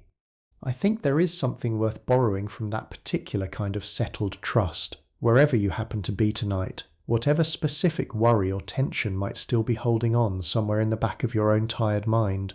She is not naive about the cold. She takes it seriously, prepares for it carefully, respects what it can genuinely do to a body her age if left unguarded against. But she does not fight it either, not in the anxious, wakeful way a person sometimes fights against sleep itself. worrying it into further distance rather than simply letting it arrive. She has made her peace with this particular difficulty, the way I think we are all eventually asked to make our peace with whatever specific difficulty our own life happens to hand us, not by pretending it is not real, but by trusting finally in our own accumulated capacity to meet it. The fire burns low and steady in the next room. The children sleep tangled warm beneath their blankets. The parents rest close together, breathing slow. And the grandmother, closest to the hearth, sleeps the particular deep, settled sleep of someone who has done this many times before and knows, with real and hard-won confidence, exactly how this night is going to end. There is one more thread worth briefly following before we let everything settle fully into rest, and it concerns the particular relationship this century held, with time passing across an entire human life, not just across a single night, because I think it adds one final layer of meaning to everything we have described. A person living in this household understood, with a clarity that can feel almost startling from where we sit now, that life itself carried real and constant uncertainty, that illness could arrive without warning, that a hard winter could genuinely threaten a family's survival in ways most of us now, thankfully, rarely need to seriously consider. Against that backdrop of real uncertainty, an ordinary night successfully survived, a fire that held, a family that stayed warm and safe until morning, carried a particular kind of quiet significance that might be easy to overlook now, when survival itself so rarely feels genuinely in question on any given evening. I do not say this to suggest tonight's story should leave you feeling grateful in some heavy-handed way, comparing your own comfortable circumstances against this family's harder ones simply to make you feel fortunate by contrast. That is not really the point I am reaching for. It is something closer to this. This family found real, genuine peace and contentment inside a night that involved considerable hardship by any modern measure: cold rooms, rough bedding, constant careful calculation of limited resources. They were not simply enduring tonight, gritting their way through it towards some better tomorrow. They were, within the real limits of their circumstances, comfortable, together and at rest, finding genuine warmth and genuine safety inside conditions that would strike most of us now as genuinely difficult to manage at all. There is something in that worth carrying forward, I think, regardless of how different your own circumstances happen to be tonight. Comfort and peace do not require the absence of all difficulty. They require instead whatever careful, patient preparation a person or a family can manage, and then, once that preparation is complete, a willingness to actually rest inside it, fully, without holding back some anxious portion of yourself in continued vigilance against difficulties that have already, as best they can be, been addressed. This family prepared carefully for tonight's cold, and then, having prepared, they let themselves rest completely, trusting their own preparation enough to actually sleep deeply and peacefully, rather than lying awake worrying over a cold they had already done everything reasonable to manage. Perhaps your own night holds a version of that same lesson somewhere inside it. Whatever preparation you needed to make before settling in tonight, closing certain doors, finishing certain tasks, arranging whatever comfort was available to you, has already been made. There is nothing more to prepare for now, nothing more to guard against, only the rest itself, waiting patiently, the way it always has, for you to finally, fully let go into it. Let me offer one last small image before we close this story completely, because I think it captures something true about the entire night we have spent together, more than any single fact or explanation could manage on its own. Picture the exact moment, sometime in these deep, quiet hours, when the fire in the main room has burnt down as low as it will go tonight without dying out entirely, when the wind outside has settled into that particular, near-total stillness that only ever seems to arrive in the coldest, most silent part of a winter night, when every single person beneath this roof, parents, children, grandmother alike, has finally, completely surrendered to sleep. In that exact moment, this house holds nothing but warmth carefully preserved against enormous cold, breath slow and steady in 4 or 5 separate bodies, and a silence so complete and so old that it feels, somehow, larger than the house itself, larger than this one particular family, reaching backward through every winter this land has ever known, and forward, quietly, toward every winter still to come.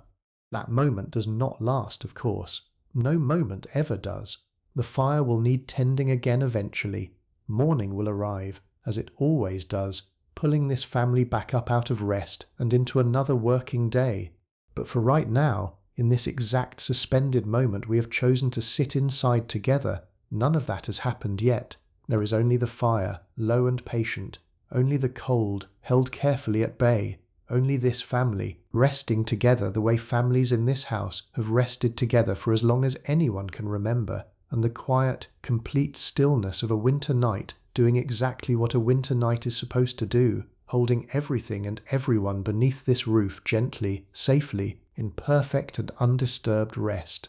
I think that is where I want to leave you tonight, inside that exact moment, that particular held breath of stillness before the fire needs tending again, before morning finally, gradually, begins asserting its claim. There is nowhere else this story needs to go from here. Everything that needed explaining has been explained. Everything worth noticing has been noticed. What remains now is simply rest, theirs and, I hope, yours as well, settling further with each passing minute into whatever quiet, warm stillness your own night has managed to gather around you. There is a quiet echo of this exact night, if you know where to look for it, still present in habits and objects that outlasted the specific circumstances that first created them. The patchwork quilt, pieced together from worn scraps out of genuine necessity in this family's century, survives now largely as a treasured decorative tradition, admired for its craftsmanship and its warmth alike, even in households that no longer need to worry about stretching every available fabric scrap toward practical use. The particular, deliberate coziness so many people now actively seek out on a cold evening, thick blankets, low warm lighting, the specific comfort of gathering close together against a chill, traces its roots directly back to nights exactly like this one, when that same coziness was not a chosen aesthetic at all, but a genuine practical necessity, refined across generations into something this family simply understood as the correct way to survive a New England winter. Even the modern weighted blanket, marketed today as a wellness innovation backed by careful research into pressure and comfort, echoes, whether its manufacturers realize it or not, the exact physical sensation this family's own heavy wool blankets provided every single night of their lives, without any need for scientific explanation to justify why it felt so genuinely good to settle beneath that particular weight after a long, hard day. We tend to imagine progress as a straight line moving steadily away from the past, each generation leaving behind whatever the previous one relied upon. But comfort, it turns out, sometimes moves in circles rather than straight lines, returning again and again to solutions this family, and countless families like them, had already discovered through nothing more sophisticated than patient trial and genuine necessity, centuries before any of it needed a name or a marketing campaign to make it feel worth adopting again. I find something quietly satisfying in that thought. Honestly, the idea that the specific comfort surrounding you right now, however modern and however far removed from this family's particular circumstances, still carries some faint, inherited trace of nights exactly like the one we have spent tonight together. The blanket weight you might reach for on your own coldest nights, the particular pleasure of gathering close to a fire, real or simply imagined, on an evening that calls for it, the deep, settled comfort of shared warmth with someone you love, close enough on a cold night that the specific boundary between two separate bodies begins to blur into something closer to a single, shared warmth. None of that is new. All of it, in some form, was already fully understood, fully practiced, fully treasured by a tired farming family in New England, tucked beneath their own heavy blankets on a cold January night 200 and some years before either of us happened to find our way here together. Let me leave you with one final widening of the view. A brief look ahead across the years this family and this house still have coming to them, because I think it offers a fitting way to close a story built so entirely around the passage of a single ordinary night. The children sleeping tonight in that cold loft will grow, as children always do, faster than their parents will quite feel prepared for. They will marry, most likely, within this same town, or one close enough by, carrying forward their own versions of tonight's careful preparation, their own quilts and blankets and hard-won household knowledge into households and marriages of their own. Some of them will raise children in this very same house, sleeping in this very same loft, generations layering quietly over each other across a span of years none of them tonight can fully imagine. The parents themselves will grow older, their own hard-working bodies gradually needing the kind of accommodation this family currently extends toward the grandmother, the warmest spot by the fire, the thickest available blanket, the earliest turn with the warming pan on a night exactly this cold. This house itself will likely stand through all of it, repaired and modified as each generation requires, the central chimney doing its same patient, warming work decade after decade, largely unchanged even as everything and everyone around it continues shifting forward through time. Long after every person currently sleeping beneath this roof has themselves passed on, this exact chimney, or some careful modern restoration of it, may well still be standing, still doing some version of the same essential work it does tonight, keeping some family, whoever they eventually turn out to be, warm and safe against whatever winter happens to be testing them that particular year. That is, I think, the quiet, lasting gift this family leaves behind, not through any single dramatic act or notable achievement, but simply through the patient, careful, largely unrecorded work of surviving their winters well, generation after generation, and passing that hard-won competence forward into hands that had not yet been born to receive it.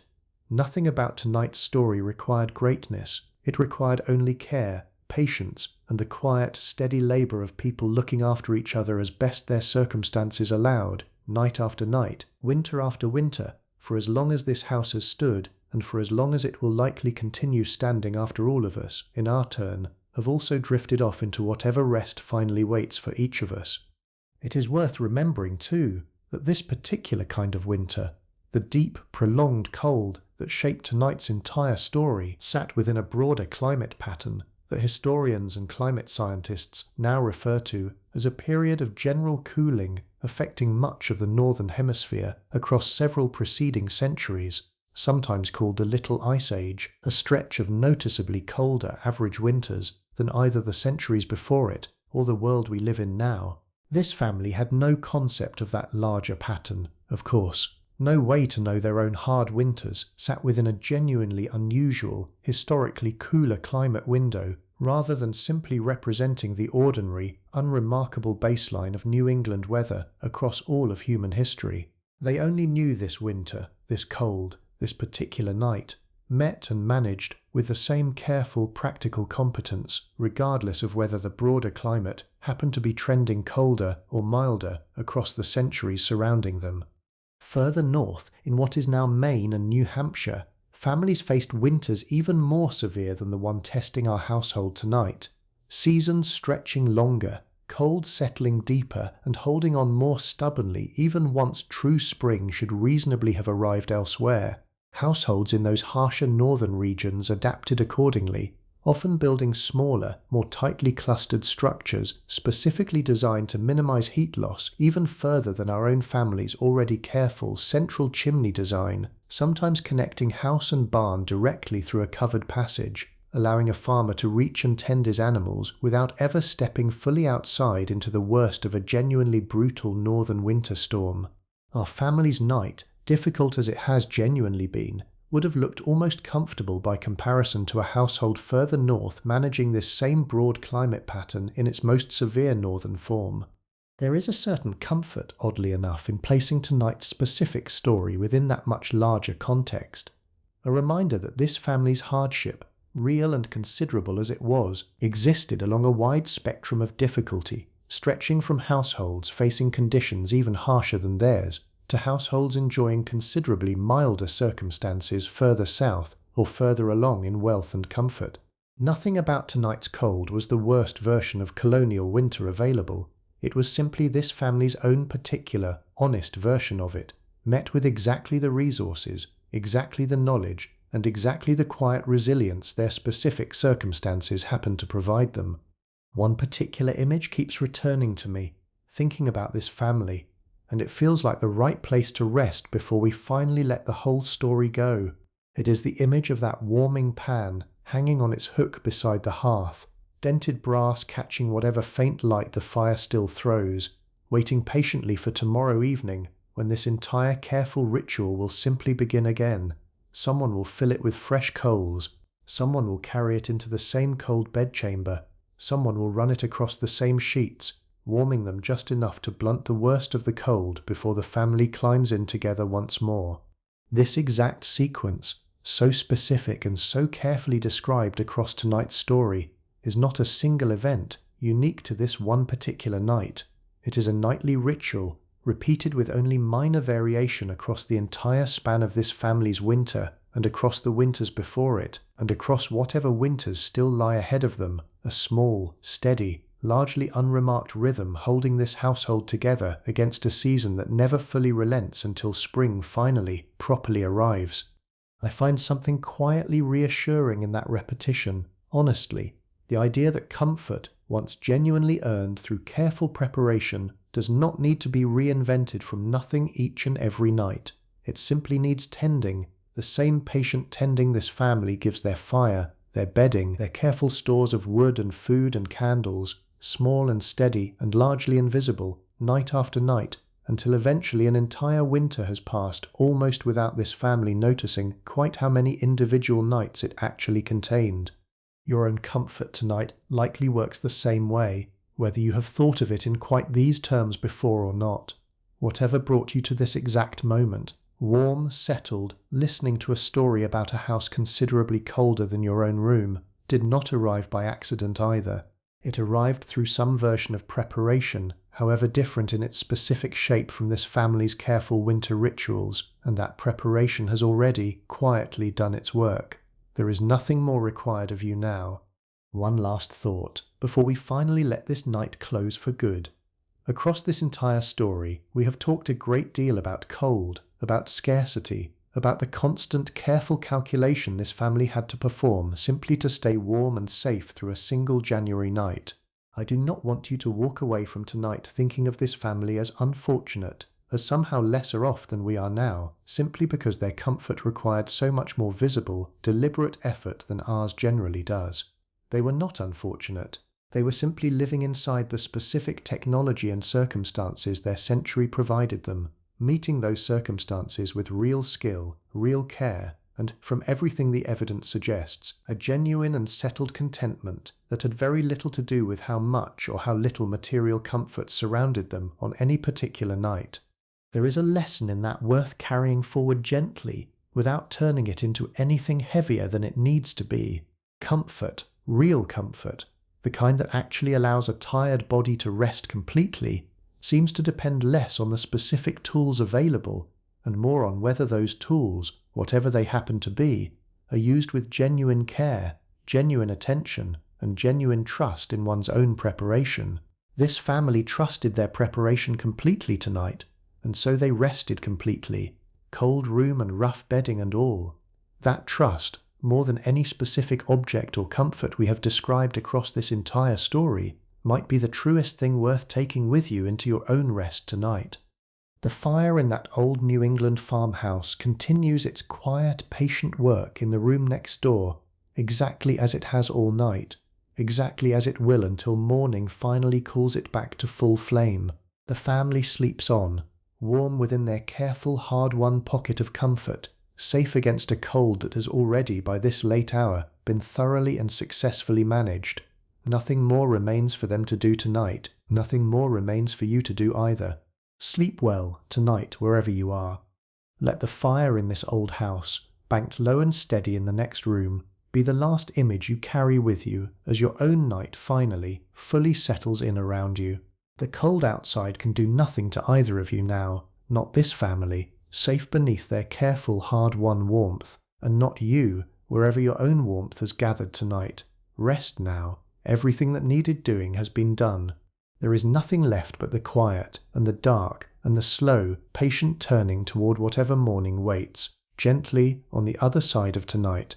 Let me add one more small piece to this picture before we truly let it rest, because it concerns the very beginning of tonight's story, and I think it is worth circling back to now that we have travelled so far through this single night together. We began this story standing beside a woman at her hearth, hands chapped from well water, flour still worked faintly into her knuckles, doing the ordinary work that fills an ordinary winter evening in a house like this one. We have spent all this time since then following her family through darkness, through cold, through careful preparation and quiet midnight vigilance, all the way to a morning that finds them tired but whole, cold but genuinely warm enough, having survived one more ordinary night in a life built almost entirely from such nights, strung together, one after another, into something that only looks from this distance like a single continuous story. She would likely find it strange, honestly, if she somehow knew we had spent this much careful attention on a night she herself would barely remember by tomorrow evening, indistinguishable in her own mind from a dozen other cold January nights stretching back through every winter she has lived through in this house. That is, I think, part of what makes a story like this one worth telling at all. Not because anything remarkable happened tonight, but precisely because nothing did. Because this night represents the vast, quiet, largely unrecorded majority of how people in this century actually lived, far more accurately than any single dramatic historical event ever could. Somewhere, right now, in your own version of tonight, something similarly unremarkable is happening too, whatever your own evening actually looked like before you settled in to listen to this story, whatever small ordinary rituals brought you to this exact moment of rest. It will not feel remarkable to you either, most likely by tomorrow. It will simply be one more night among many, folded quietly into the larger, ongoing pattern of your own life. And yet it matters, this exact night, this exact rest, every bit as much as any of the countless ordinary nights this farming family has already lived through and will continue living through, long after our particular story about them finally, gently comes to its close. Rest now. The fire holds steady. The cold has already done its worst and been met, entirely successfully, by careful preparation and quiet, patient care. There is nothing left tonight but sleep, theirs and yours together, settling slowly, completely, into whatever warm and quiet darkness has gathered around each of you. And if you are still awake, still listening, still turning this story gently over in your mind rather than fully drifting off just yet, let me offer one final small detail to carry with you into whatever remains of your own night, because it is the kind of detail that has always stayed with me, personally, more than almost anything else in this entire story. Somewhere in the small hours we spent together inside that farmhouse, the mother rose once, briefly, to check the fire and check her children, moving through complete darkness with nothing more than long familiarity to guide her steps. She found what she expected to find, embers holding steady, children warm and properly covered, nothing requiring more than the smallest, quietest adjustment before she returned to her own bed and to her own husband's warmth. Nobody else in the house woke to witness this small, careful act of love. Nobody thanked her for it in the morning, because nobody but her ever knew, specifically, that it had happened at all. That kind of invisible, unwitnessed care, repeated countless times across countless similar nights, by mothers and fathers and grandmothers in households exactly like this one, scattered across an entire century and an entire continent, forms a kind of quiet foundation beneath almost everything else we have described tonight. It rarely makes it into written history. It rarely gets remembered by name, or credited to any specific person, or celebrated in any particular way at all. And yet it is, I think, honestly, one of the truest and most enduring threads running through this entire story. Care given quietly, in the dark, expecting nothing in return beyond the simple, sufficient fact of a family staying warm and safe until morning.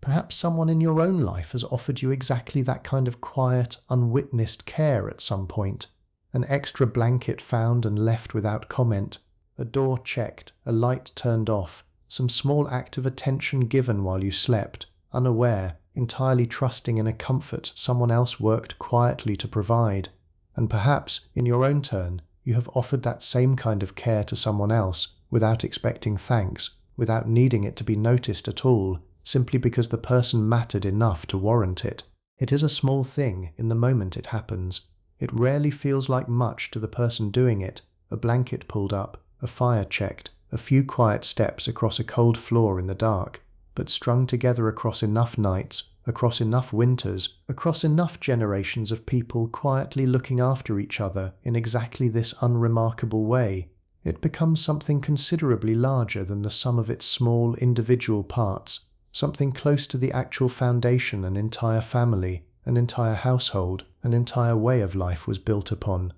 That, more than any specific historical detail about beds or fires or bitter New England winters, feels like the truest heart of tonight's story. Warmth, real warmth, has always depended less on any particular technology and more on people quietly, patiently looking after each other in the dark, expecting nothing back beyond the simple fact of everyone waking, together, warm and whole, to another ordinary morning. Sleep well tonight. You are safe, you are warm, and whatever tomorrow holds, it can wait gently until morning finds you ready for it. The house rests, the fire rests, and now, at last, so do you.